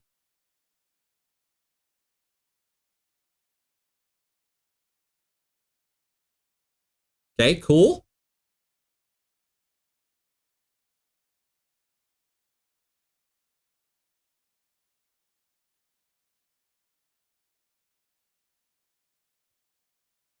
So are you going to make this ball, or are you going to attempt to break out your 1? See, like, yeah, I would have thought you would have tried to draw back and break out your 1. So this is where you're going to play safe. So now we're here. Now we're in this spot.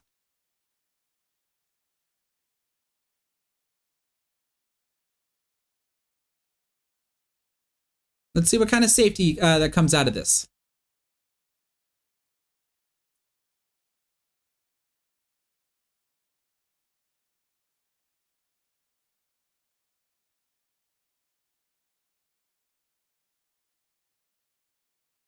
Okay. Again, let's say you got the safety. I've got 4 balls wide out in the open. It looks like I might be able to see this ball. I don't think we actually landed the safety that we wanted. But think about it. Like, what is the likelihood that I will be able to hit one of my balls and be able to hopefully protect the cue ball at the same time? Because you're gonna definitely want to hope that I leave the cue ball somewhere in this area here, in order to be able to give you a shot. And as myself, I know it's my responsibility not to allow that to happen, right? I got to make sure that I'm not going to leave some sort of shot for you.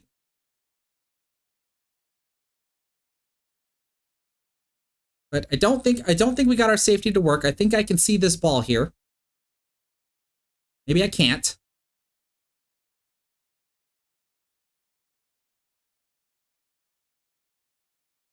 Am I going to swerve the ball? You can see that I've got some bottom spin on it. Oh, yeah. Did y'all see that hesitation?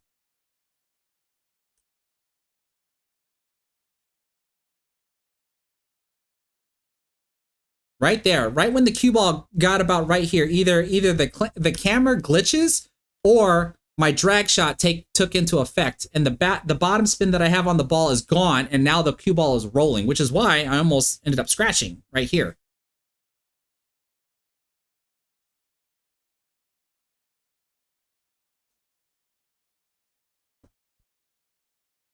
So think about, literally, think about what I can do in this position here, because where the heck am I going to play my 15 ball, considering what I've got? Right, the 15 ball can only go here, or it can go here. So that tells me that if I'm feeling up for it, I'm going to shoot this ball in, get position on this ball here, so I can either do one of two things. I'm going to play this ball into this pocket and get my cue ball to go this way to play the 15 ball here, or just go straight up table and land somewhere over here to play this ball into the side pocket. That's if I'm in. I'm going to finish the table mode. But if I'm not in that mode, I can clearly just play safe here, right? Because I've got this to block you. I can literally just shoot this if I wanted to into the rail and draw the cue ball back to about right here and make you kick it the one ball, right? That's the position that you have literally put yourself in. And unless I don't have any control, or I'm a poor I'm not executing correctly or anything of the sorts, like, you're not coming back to the table under your condition. You're going to come back to the table under my condition unless I mess up. And you're betting on me. You're betting on me messing up, or you're betting on your opponent messing up. Not the greatest gamble in the world to do, as far as I'm concerned. Right, so I would have to think that position is on purpose, and I'm more than likely, because of this angle, I'm more than likely coming over here, so I can shoot this ball into the side pocket.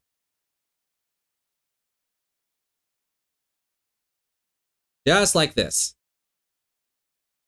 Actually, I think I rolled that just a little too much. That means I'm gonna have to play the 8 ball here in the corner. I would have loved to play the 8 ball into this, or play this ball into the side pocket and play the 8 ball down here. But now, because of the position that I'm in, I have to draw the cue ball underneath the 8 ball like this and play the 8 ball in this corner here.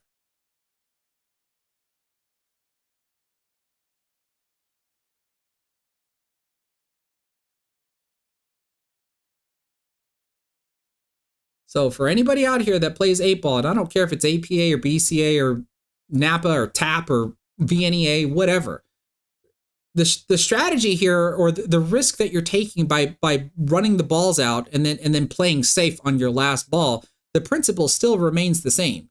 You better hope that your safety is so good that the likelihood of your opponent being able to kick at a ball or whatever is going to leave you in some sort of position that allows you to come back to the table and make your last ball, because that's literally what you're going to be gambling on. And the higher up the skill level ladder, Fargo rate, whatever, the less likelihood that that's going to happen. And so I would argue that it doesn't matter who your opponent is. You shouldn't really try gambling on that, as far as I'm concerned.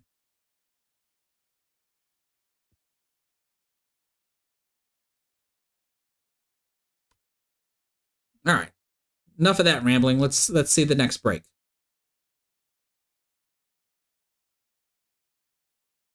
A little bit more movement out of the 8 ball. I got a couple of balls to drop on this one. Let's see here. 1, 2. I don't think I see the 3 ball, and I know I just saw the 7 ball fall. 4, 5, 6, and then I think I saw some stripes fall. 9. I don't see the 10 ball. 11, 12, 13, 14. So the table's open.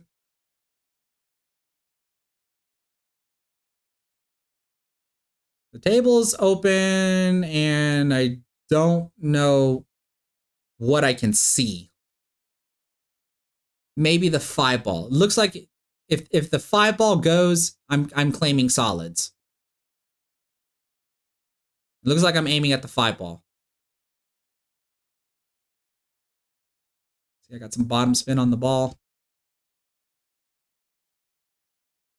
Nope, never mind. And I almost scratched. So, open table.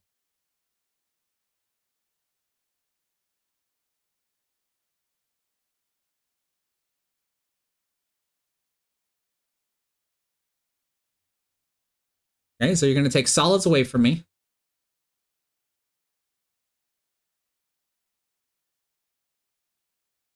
Don't necessarily want to be doing that unless you're still going to finish the table here, because you've made that a little bit easier for me if I get back to the table.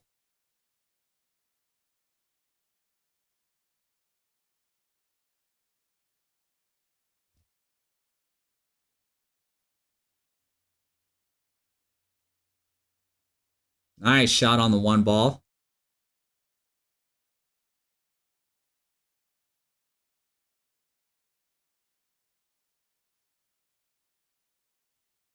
Where do we plan on playing the 8? I can't tell if it squeezes past the 12 ball. It clearly can go up here. Good. It looks like we're figuring this out.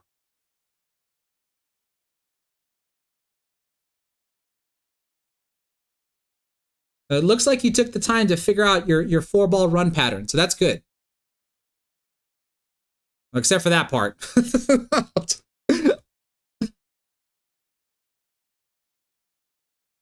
Not sure what happened there, or what was the plan there.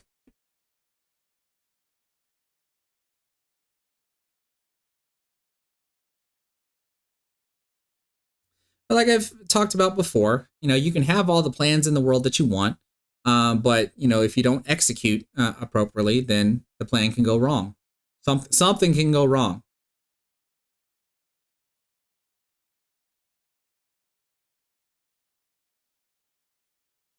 Generally speaking, I'm usually not fond of that decision at all. What I mean by that is, you have an opportunity to move a ball that you can see without kicking, and you chose to do a kick shot. So this is what you're betting on. You're betting on kicking this ball in and getting position on the 6, so that way you can get position on the 8. Right? That's what you should be thinking about. What is the probability of you being able to do that? Right? Or maybe you were trying to kick to play safe. I'm not entirely sure. This almost looks like you were intending on playing a kick to make.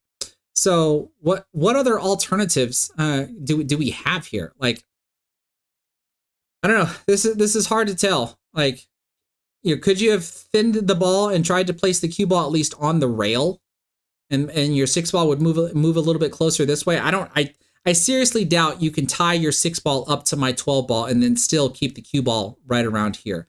The only reason why I'm suggesting about leaving the cue ball on the rail is to cut off access to the cue ball. Right? The only part of the cue ball that I would be able to access would be the top portion, which means I have very limited control on the cue ball. I can only use topspin. So that means I would have to shoot this ball here with nothing but topspin, and then maybe try to get position on this ball and then try to run the table from there. Now, it looks like you did at least get a little lucky with your leave, though.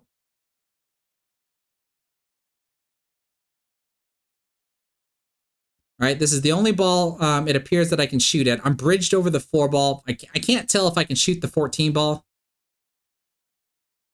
Yeah, so it looks like I'm shooting at the 12, bridged over the 4. And I got it. So now, look at my problem with what you did with your 4 ball, though. Where am I going to play the 8? I can only play the 8 over here, unless I'm going to try to bank the 8 into the cross-side pocket. So I'm already thinking about that. How am I going to do that? That most likely means that if I want to play the 8 ball into this pocket right here, I more than likely have to use this ball last to get my cue ball somewhere over here in order to be able to play the 8 ball. Let's see if I do that.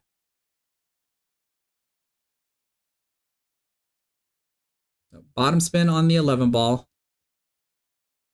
More than likely for a play position on the 14 ball.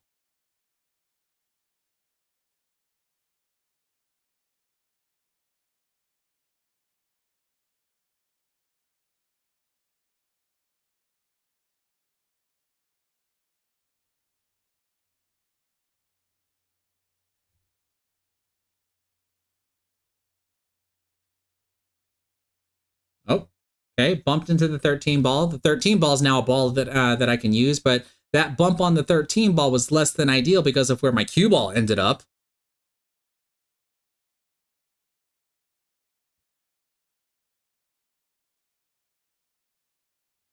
And actually, it looks like I have the balls wrong. This ball's gone, and this ball is still here.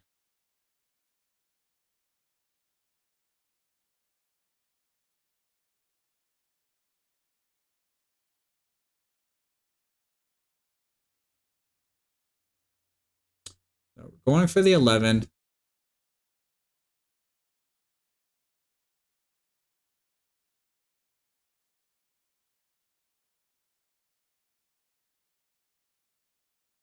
Interesting. I have to be shooting at the 9 now. Right? Why would I shoot the 13? All right, looks like I'm shooting the 13. Why would I shoot the 13? The heck am I going to do from the 9 to... Oh, never mind. I know what I'm going to do from the 9 to the 8. Except that. That was not... Talk about unlucky. Talk about unlucky. What did I have in mind here? If I hadn't touched that 4 ball, because that was not intentional. I didn't want to open the pocket up so that way I can have a shot at the 8 ball. Because look what ends up happening. I'm pretty sure that was unintentional. The idea was supposed to be this. I'm pretty sure the idea was this. I shoot this ball in and I do this, and I get to right about here. Yeah, because of this right here. Three rails out. So that way I can shoot this ball in and then do something like this. Either this way or come all the way down like this. One way or the other.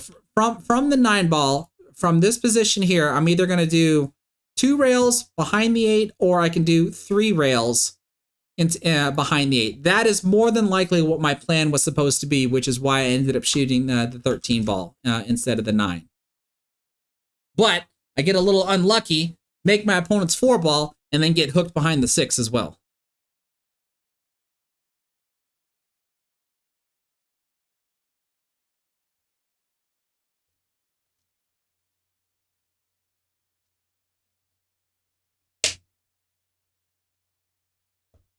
I think there I was trying to do the midpoint parallel shift 2-rail kicking system, and if memory serves correctly, I need more. I need to practice this more, and you'll see why.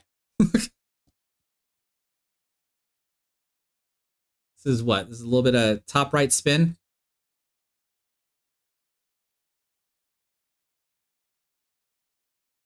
All right. I need to practice measuring that system out a little bit more, let alone the execution.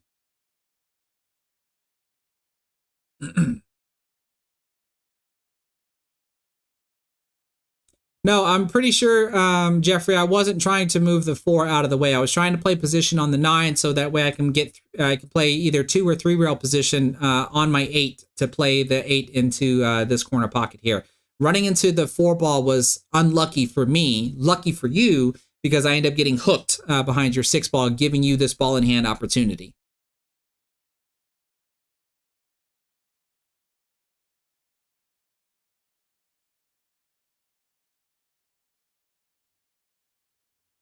And there we go. You took that one down. Oops.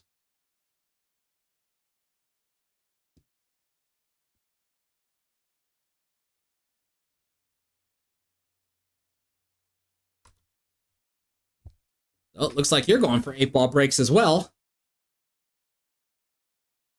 You get some good movement on yours. But you see how we have all the balls on one side of the table? This is a very common thing that can happen when you do second ball breaking. Trying to make the 8 ball on the break.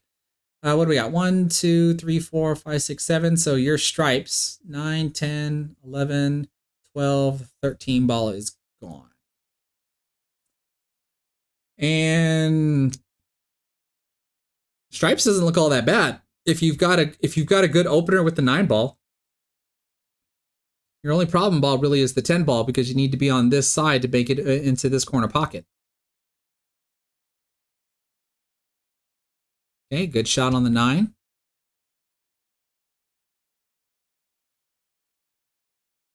Looks like maybe you might have rolled a little too far. Or maybe not far enough.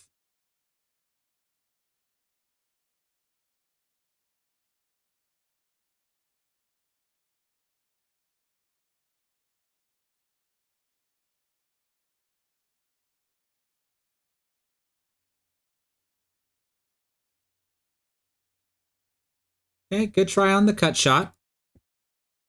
Again, if we just attempt to consider other options, couldn't you have just tried to just tap this ball and have it go like this and leave the cue ball right here? There's nothing I can do. Like what I mean, we can gamble on me taking a 5-6 combination, or let's say the 14 ball moves in such a way that it blocks me going for the 5-6 combination. What am I going to go for? A 2-3 combination? Just showing what other options are on the table.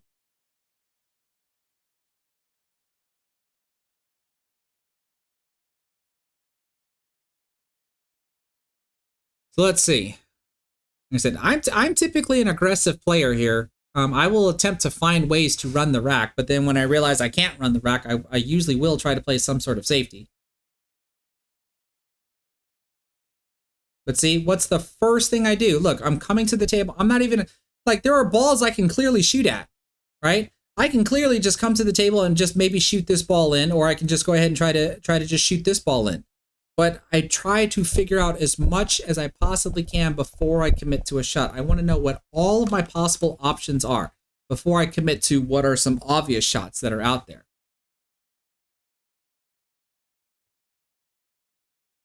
So we do start with the 2 ball. I'm going to run into that 11, most likely get positioned for the 3.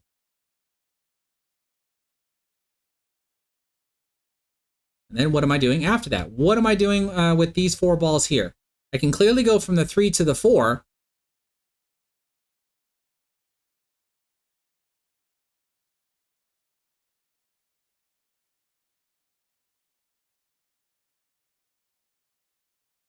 Oh, I was trying to go into the yeah, see right there? Secondary objective overshadows the primary objective. Look what the heck I tried to do. I tried to break out that cluster by slamming that 3 ball into the pocket and stunning over into it. End up popping the cue ball off the table, so like basically 0 cue ball controls since the cue ball pops. But I do attempt to try to break it up right now.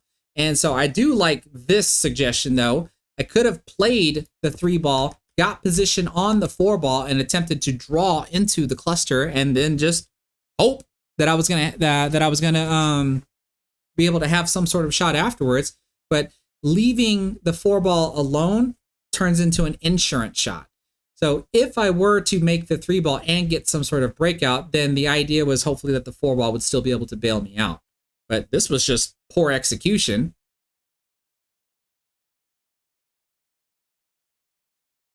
I just happened to get lucky.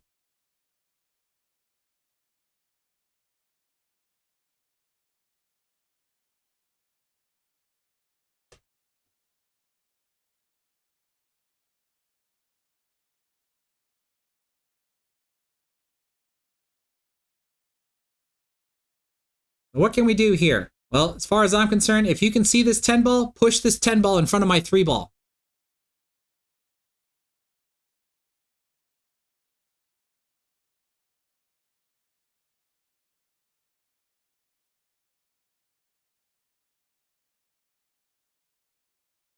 Now, see, I would not have done that. Do we have a plan for this 12 ball? Because if we don't have a plan for this 12 ball, then we shouldn't have done that, as far as I'm concerned. Okay, good shot.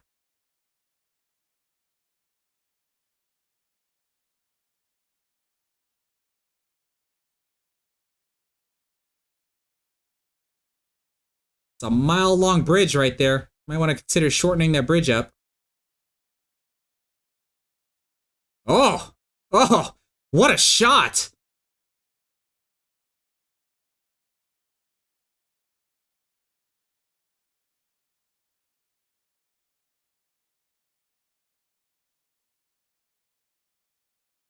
Oh, holy crap! Nicely done here.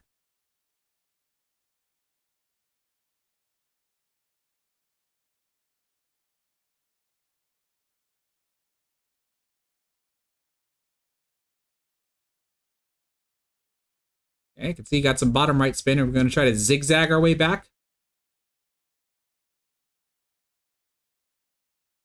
Oh, holy cow! Nicely done.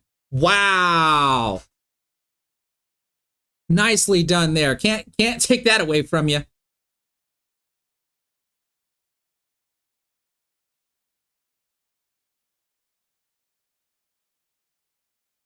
That's some good shooting right there. Wow, that was some really good shooting. I like it. I'm still gonna argue though that like this right here.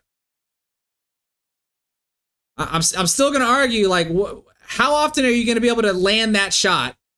Like, you know, you did it at the opportune moment. So like, yeah, that is super cool. But like, come on now. Like how risky is this? Because if you mess this up, you've lost the rack at that point. But this was awesome. This was awesome. I gotta watch this one more time.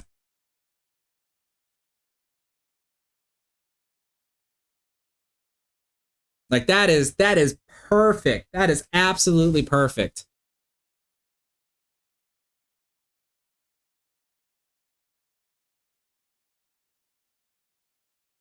And you hit this one good and got good position on the 11, and then the zigzag back to get back on the 8. This was just too good. Look at that.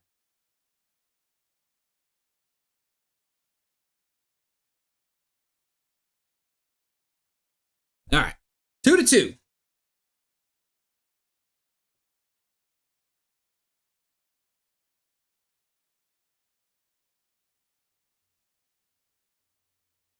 Oh, look at this. What is that all about?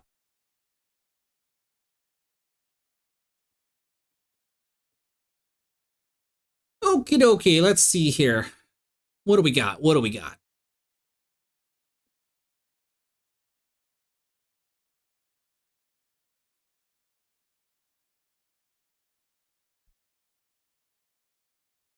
What am I going to do here? What do y'all like, everybody? Solids or stripes? I'm thinking solids right now.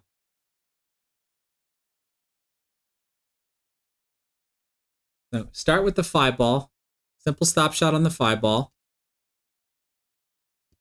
More than likely gonna hit this 3-ball pretty darn hard to open all this up. Because I want to move that 11-ball out of the way.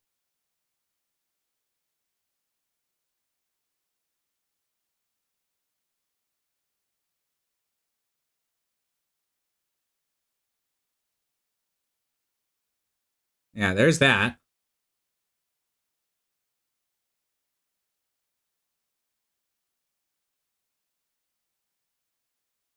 Coming down here for the 7. I have to believe I have some left spin so I can run into that 4-ball. Yep, just like that. Except, I don't like that. That was a less than ideal result for me to want to have. I mean, I have a shot on the 1-ball. I probably have to try to back cut it into this corner pocket. But I mean, come on, let's be real about this. You think this is a shot that I set up on purpose? No.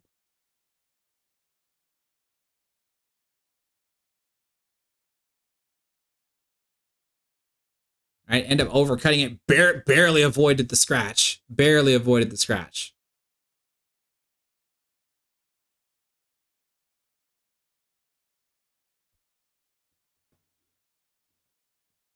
All right, let's see what you got, Jeffrey.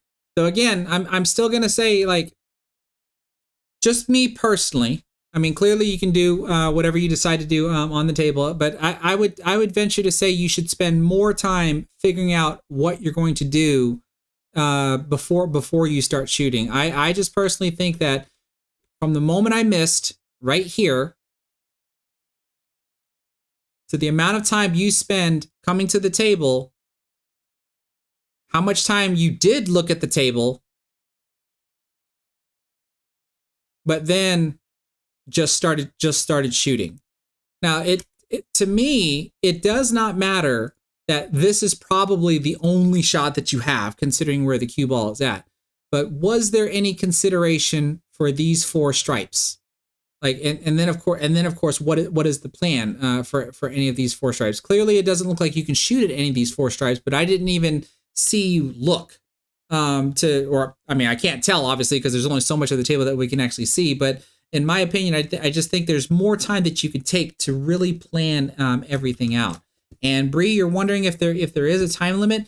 Generally speaking, I think it's supposed to be like 30 seconds for like a easy shot, and then 45 seconds for a hard shot. But you know, what's an easy shot for one player can be a hard shot for another player. What's a hard shot for another player can be an easy shot for another player.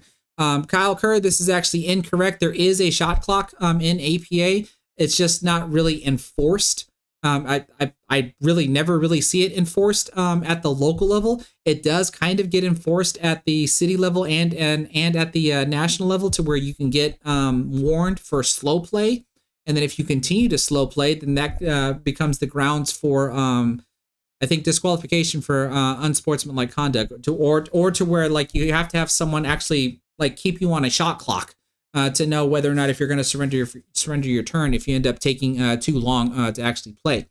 But you can still spend you spend more time prepping your very first shot, because then the next subsequent shots are just going to be rapid pace, that you're just going to fly right through them because you've already thought about everything that you're going to do, rather than shoot, think, shoot, think, shoot, think.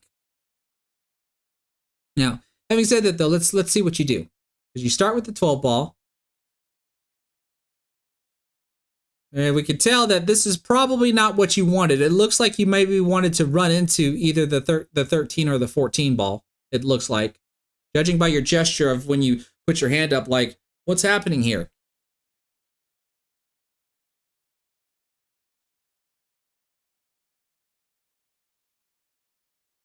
Okay, good shot there.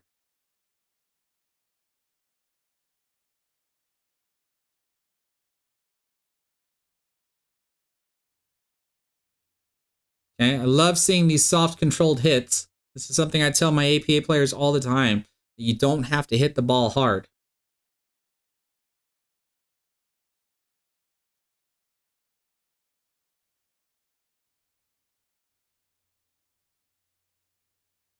Okay, I like this decision. Nicely done. Okay, things are looking good.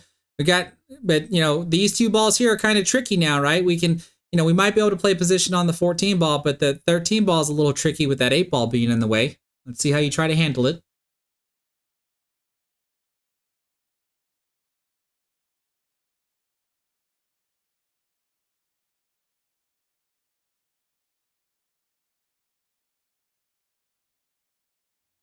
Oh, oh, that almost worked. Like you got position on the 14 ball. That almost worked.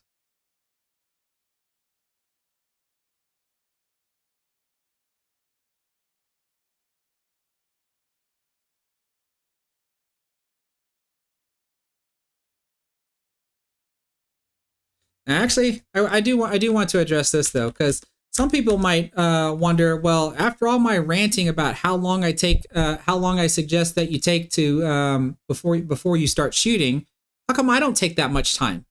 Like, look, I came to the table.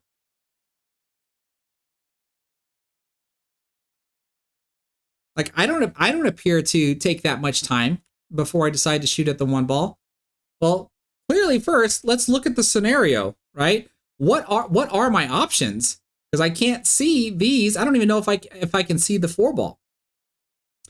The thing is that for myself, as I'm walking to the table, like, because one, I'm always watching the table while my opponent is shooting, because that's usually when I can say to myself, like, I'm preparing to come to the table because I think this is where my opponent's run's going to break down or whatever. So I'm already studying what I'm going to do before it's even my shot, as my opponent is shooting each and every time. And so in this case here, clearly this is going to be the only ball that I can shoot at. So I instantly already know that. And then I know, because I'm already here, you can see that the position I try to play is to get my cue ball somewhere over here. Like, and that's all I really have to concern myself with at this point. Because if I land in this position, then I'm going to figure out what I'm going to do with these last 3 balls. But I've already got that figured out as I'm walking to the table while I was watching my opponent play.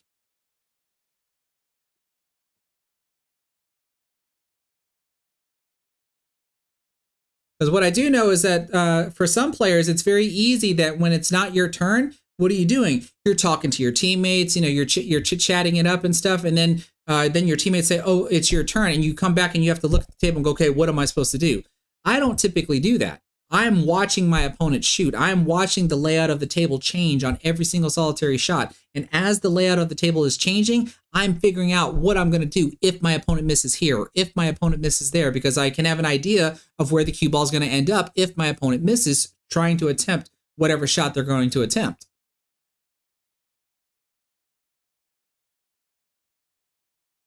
So now the question really becomes is, where am I going to play that 8-ball?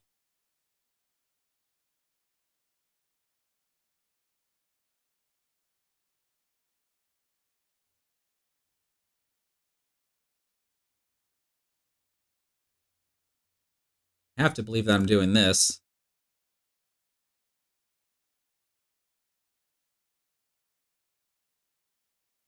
Did I hit it too hard? Yep, I hit it too hard. I think the idea was to come over here so I can shoot the 8-ball into this corner pocket, and I missed the angle. I misjudged the angle of the hit coming into these two rails to come over here to this rail here. Plus, I hit it too hard. So now I'm forced to kick.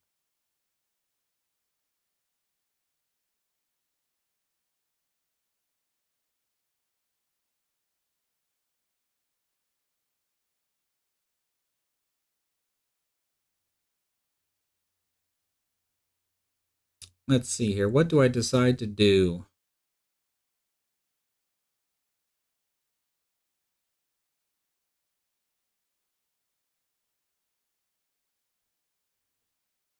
Yeah. Then there's generally this, because I'm always educating my teammates as well.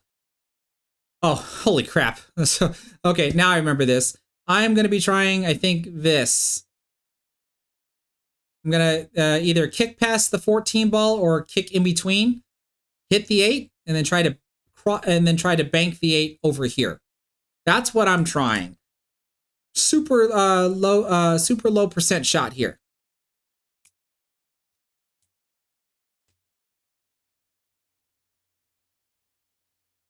But at least I don't foul. So I do want to comment on still this. I'm usually talking to my lower ranked teammates, and I'm telling them, like, watch, this is where the run's going to break down, or watch, I think this is going to happen. Sometimes I'm usually able to predict when my opponent is going to scratch on certain shots, or when I'm watching my lower ranked players play their matches, and I'm watching their opponents shoot, and I'm pretty much doing the same thing. So that way each one of my players are learning. Then there's this. Why did I stop the 2 instead of rolling it up for the 6? Let's go back and look. Because you're talking about this shot right here. So I'm already straight in, first and foremost. So if I were to roll, I would have to roll all the way to here and shoot the 6 into the side pocket. And transitioning from the 6 into the side pocket to here is less than ideal. Do I want to attempt to roll and then maybe land somewhere right here for the 6 to go here?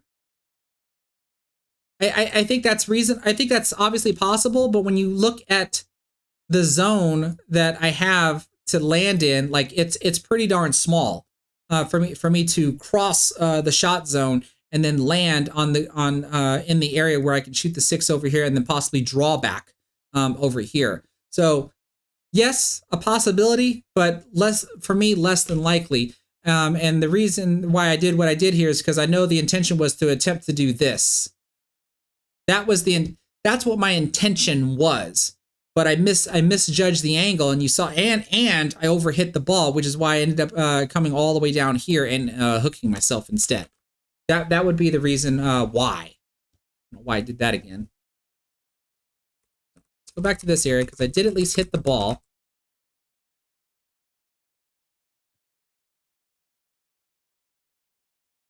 There, so I did at least hit the ball, so I don't commit a foul.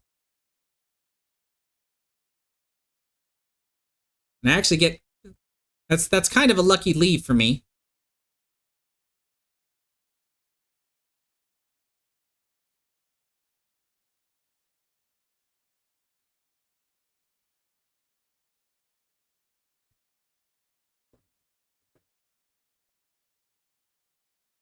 I actually really like this decision here to shoot this ball.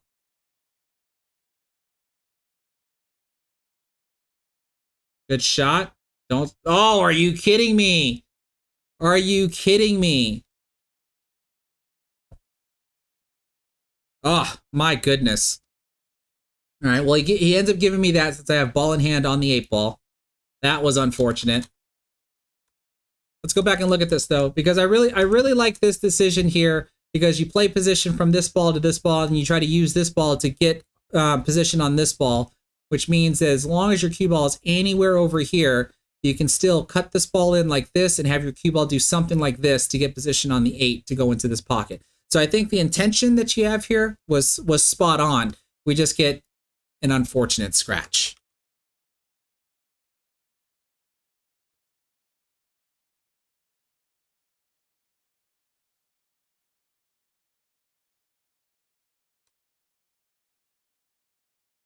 All right, let's see what we do here. Oh. Oh. Well. Finally.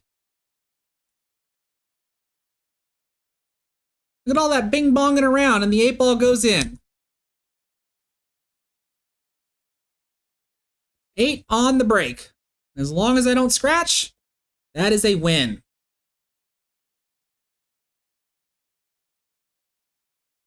No, I don't consider that disrespect at all. Cue ball control sometimes. If I have ball in hand on the 8-ball and you want me to shoot the 8-ball, I'm going to shoot the 8-ball. I don't consider that disrespect at all. Typically I would advise against that. But if my opponent is offering it to me, I'm at least going to accept it, because if they don't say anything, I'm going to go grab the cue ball, I'm going to go mark the 8-ball, and I'm going to shoot it, because that's what I'm supposed to do. I don't consider it disrespect if you make me shoot it at all.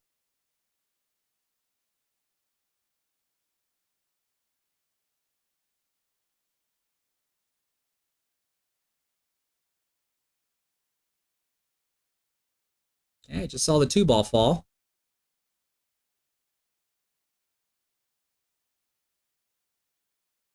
I must be solids. 9, 10, 11, 12, 13, 14, 15. So 1, 2's gone, 3, 4, 5, yeah.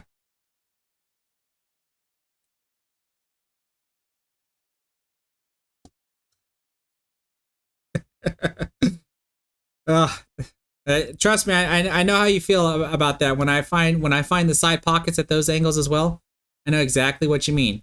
All right, so let's go back to this, because I'm starting with the 7-ball. All right, when clearly there's this, and then there's this to help me solve it. But I'm not in a position right now where shooting it would be ideal for me to try to break out the 6-ball. So what do?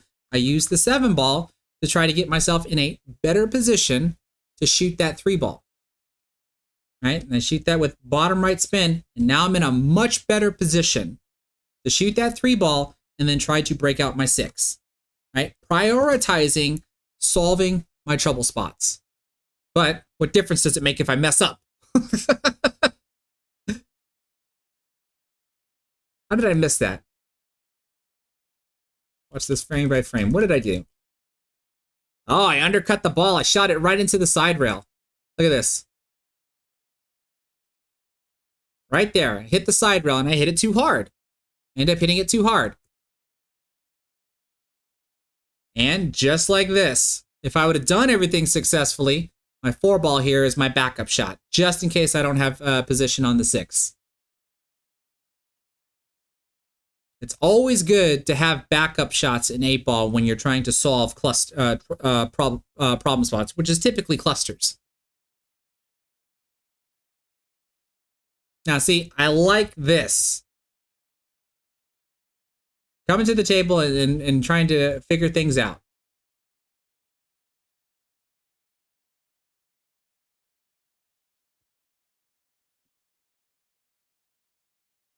The insurance shots also comes from me playing a lot of straight pool as well, because in straight pool you got to do that all the time. You're going to be breaking up clusters all the time in straight pool, and you typically want to have insurance shots Tony likes to call them Geicos. You want to have Geico shots available.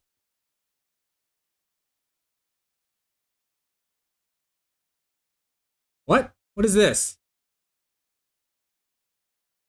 Oh, so that was an attempt at a safety. So let's go back to your opening shot then on the 9 ball.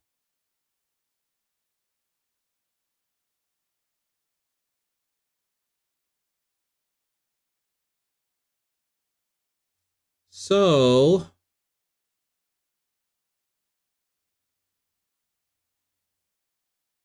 did we just not execute correctly?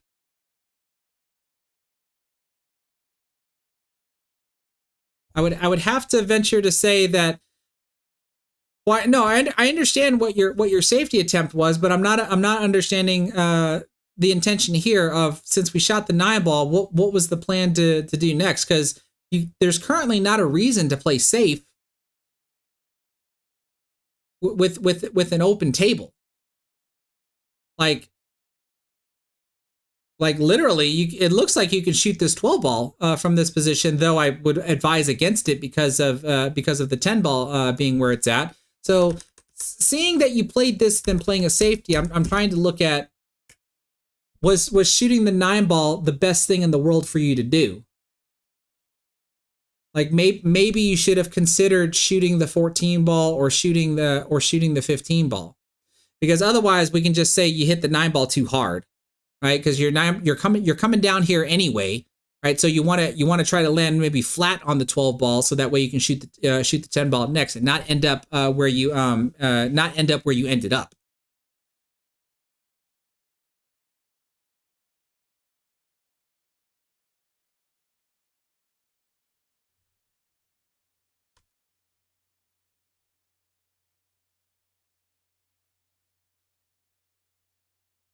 Yeah, I think we just chalk that up to maybe you just hit that one too hard. It looks like maybe you were trying to play position on one of these 2 balls and just didn't get it.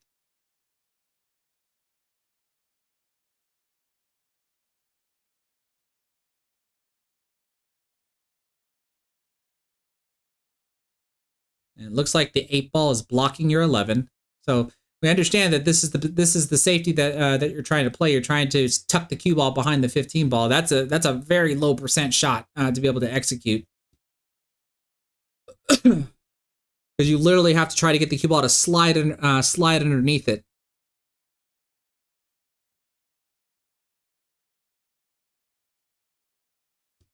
Like I'm starting with that 3 ball. I'm gonna get position on the 6.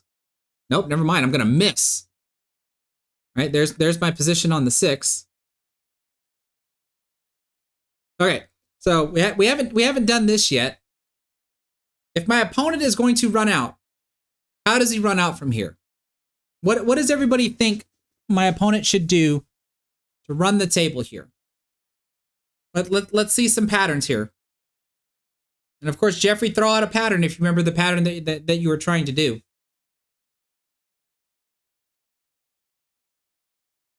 This is typically what I like to do as suggestions are going to be coming in.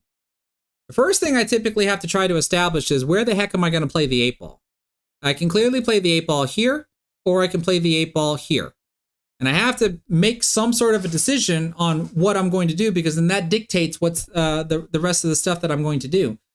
And that's also with understanding that this is a problem as far as I'm concerned. Now, this is a problem that I don't mind leaving last by playing this ball into this pocket and then getting position for the 8 ball to go here. Because that's currently what's standing out to me, is that this ball is going to be last before the 8 ball. So I have to ask myself, well, what ball is the best ball that gets me position on this ball? It's more than likely going to be this guy, because I can play him into this corner pocket here and then get position on the 13 ball here. So what ball gets me position on this ball? It's going to be this ball right here. So right now I've created a 4 ball pattern that gets me to the 8. That means I have these 3 balls to figure out how I'm going to run them in order to get to this ball right here. We already saw a suggestion where starting with the 11 ball probably isn't going to be a bad idea. I might be able to argue maybe starting with the 14. Like it really doesn't matter at this point, I would think. We can start with the 11, maybe go to the 14, then go to the 15, or we can go from the 11 to the 15 to the 14. It just depends. But let's see what options we got here. We got Kyle Kerr that says, let's start with the 14 first, go to the 15. 13 ball is going to go down here.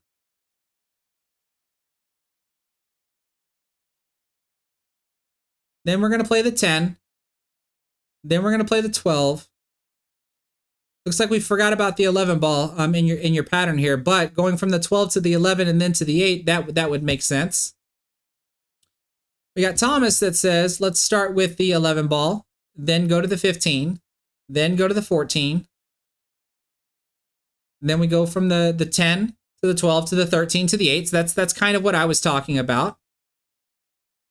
Let's see, Kyle Abraham from Facebook. Thank you so much for being here on Facebook. You're saying let's start with the 14 first, then go to the 15, then from the 15 to the 10, and then to the 12,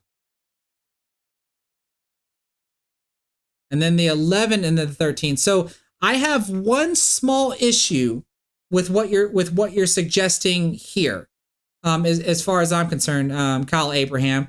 And that is when you go from the 12 to the 13, there is no way to land, I'm sorry, from the 12 to the 11, there is no way for your cue ball to land somewhere right around here, because that's what you're going to want, right? So that way you can play the 11 into the pocket and then remain flat on the 13 ball. When you go from the 12 to the 11, you're more than likely going to have some sort of an angle. Like you're more than likely going to land somewhere right around here. Right, so that means when you play the 11, your cue ball hits this rail. That means you're going to come off of the rail, and you're more than likely going to have to try to come over here and hit this rail and then come back over here to land fairly flat on the 13 ball. Is it something you can do? Of course it is. But in my opinion, this is where the run could break down, because you can clearly hit this too soft, hit this too hard. Like you can clearly not land good on the 13 ball, and that could ruin everything. That would be my only concern about that pattern. Let's see. Let's look at a couple of more. Rick Ward, you're saying 14, 15, 11, and then 10, 12, 13. I can see that. Like ending with the 13. Those that chose ending with the 13, I think makes sense, because that's pretty much what I'm thinking about.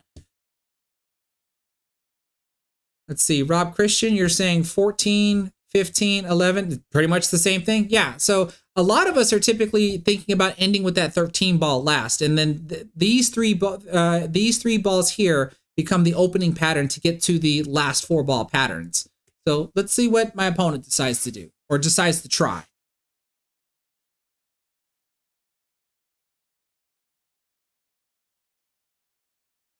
Right. And that's all understanding that this is a problem. But moving this guy as soon as possible solves that problem. So I think we hit that one just a little too hard.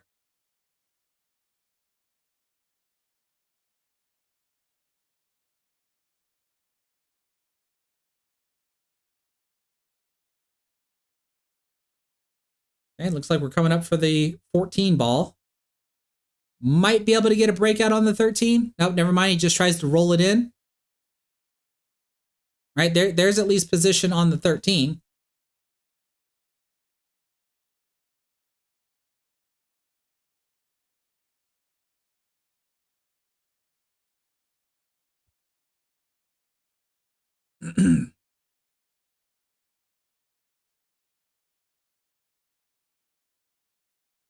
Right, so where's my trouble spot? Right, my 3 ball's blocked. Let's see, what do I do to try to figure it out? Starting with the 4 ball. It looks like I drew over to the 5. Why would I do that? I'm actually not sure. Oh, but I see what the rest of my pattern is if I'm going to try to finish this. Does anybody see it? Anybody else see it?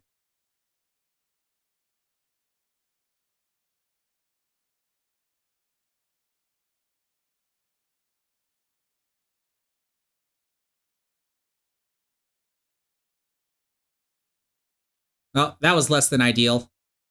That's why I hit, that's why I punched the table. Does anybody see what I was trying to do there, or what the rest of my pattern was going to be? Let's go back to this.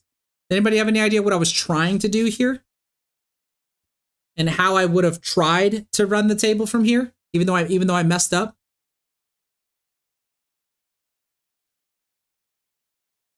Because really, my mess up was the first transition, I would think, because I wanted to most likely land flatter on this 5-ball to shoot the 5-ball here into the side pocket. Right, so that way I can just roll up for the 1. Right, because yeah, cue ball control, sometimes you nailed it. This is what I was going to be trying to do. Since I didn't even get the position that I wanted, the position was supposed to be to go 3 rails to get position on the 1, shoot the 1 in, get position on the 6, shoot the 6 here, and then slide over to the 3, play the 3 up here, and then play the 8 in the side. But I messed up on the initial transition getting to the 5-ball in order to be able to do this. And now I just want to make sure. Okay, so playing from the 4 to the 1 just was not possible. That's why I played. I wanted to make sure I wasn't straight in, like, why didn't I just play a stop shot? Well, clearly if my cue ball goes this way, I have to cut the ball in. There's no stop shot there. So I really wanted to land flat on that 5-ball. It just didn't happen. And even though I'm able to play the 5-ball, I'm supposed to try to get position on the 1-ball next. I just failed at doing so. So let's at least go back to here, because this is where I'm at. Oh gosh, I do remember this. I do remember this. This is how ballsy I am. Watch this. Who would risk what you're about to see here?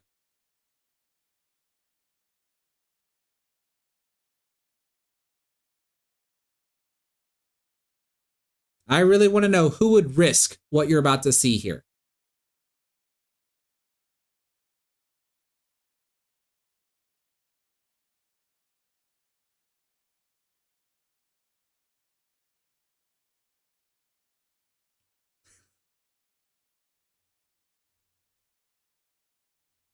Clearly, I'm not trying to cross bank into the 8-ball.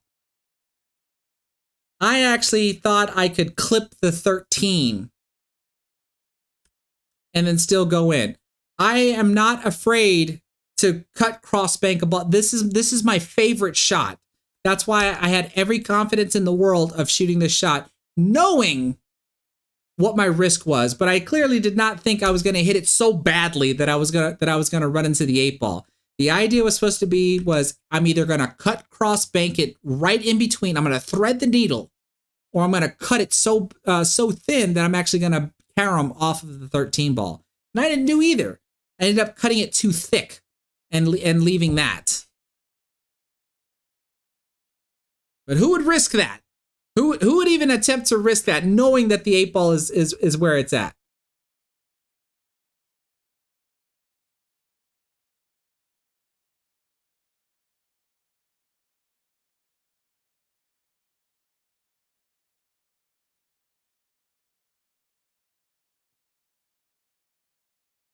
Now, I do want you to notice, Jeffrey, the ball that you've been ignoring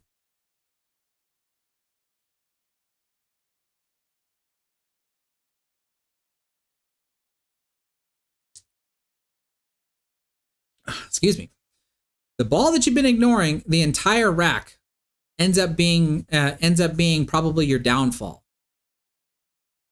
Right? The ball that even I identified at the very beginning, that was the problem.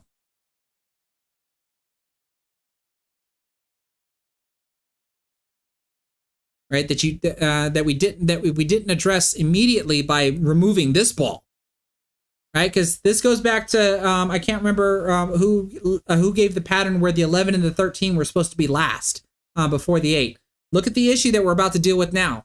Right? Clearly, he can try to cut the 11 in and then 2-rail the cue ball back over to the 13.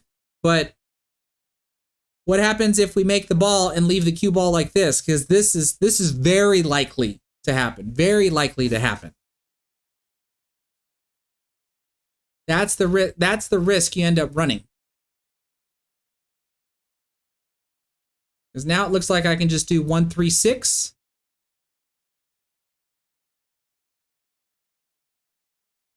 Almost flirting with the 8-ball there again. Probably almost got hooked.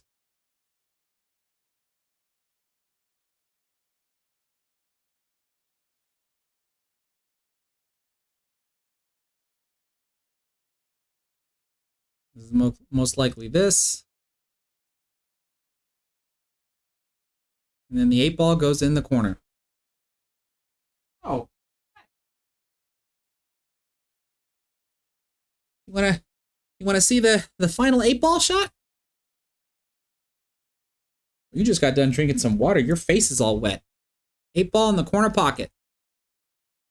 And I was able to take that one down 5-2.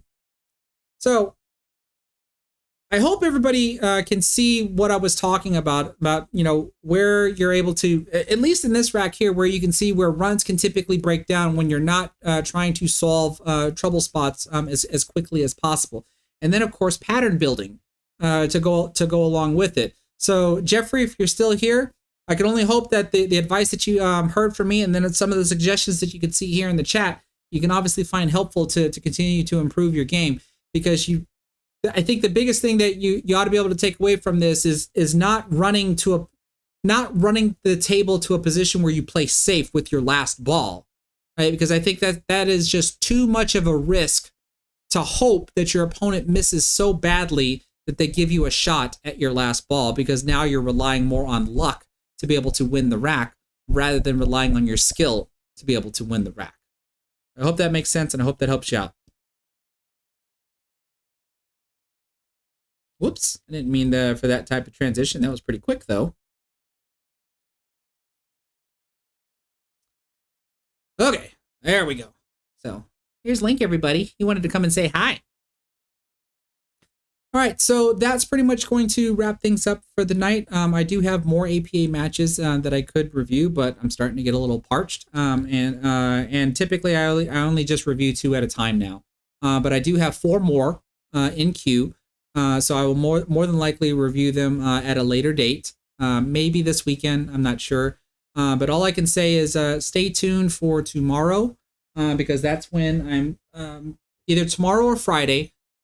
Tomorrow is Friday.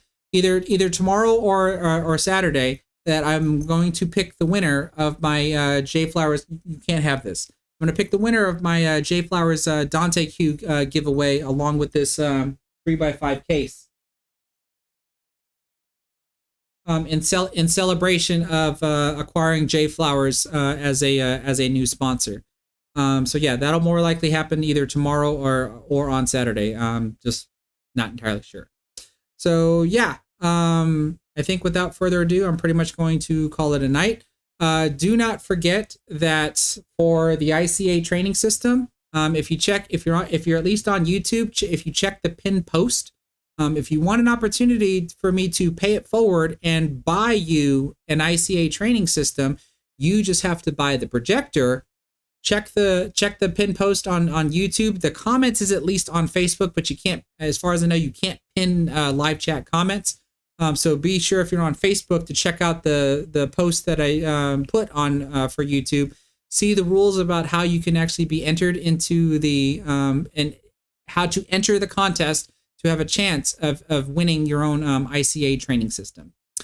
So I think besides that, I'm going to call it a night. So I want to thank everybody for being here. If you haven't done so already, please give the stream a thumbs up, whether you're on Facebook or on YouTube. It really doesn't matter. If you're on Facebook, at least, though, consider sharing this stream to your Facebook profile, so that way your friends and family can get to know me and hopefully be interested in pool. And then, of course, consider sharing it to your favorite pool groups as well. If you at least like the stream on YouTube, that obviously helps me out into the YouTube algorithm, so more people can discover the stream after the fact. So yeah, I think that's pretty much going to be it. Thanks everybody for being here, and have a good night.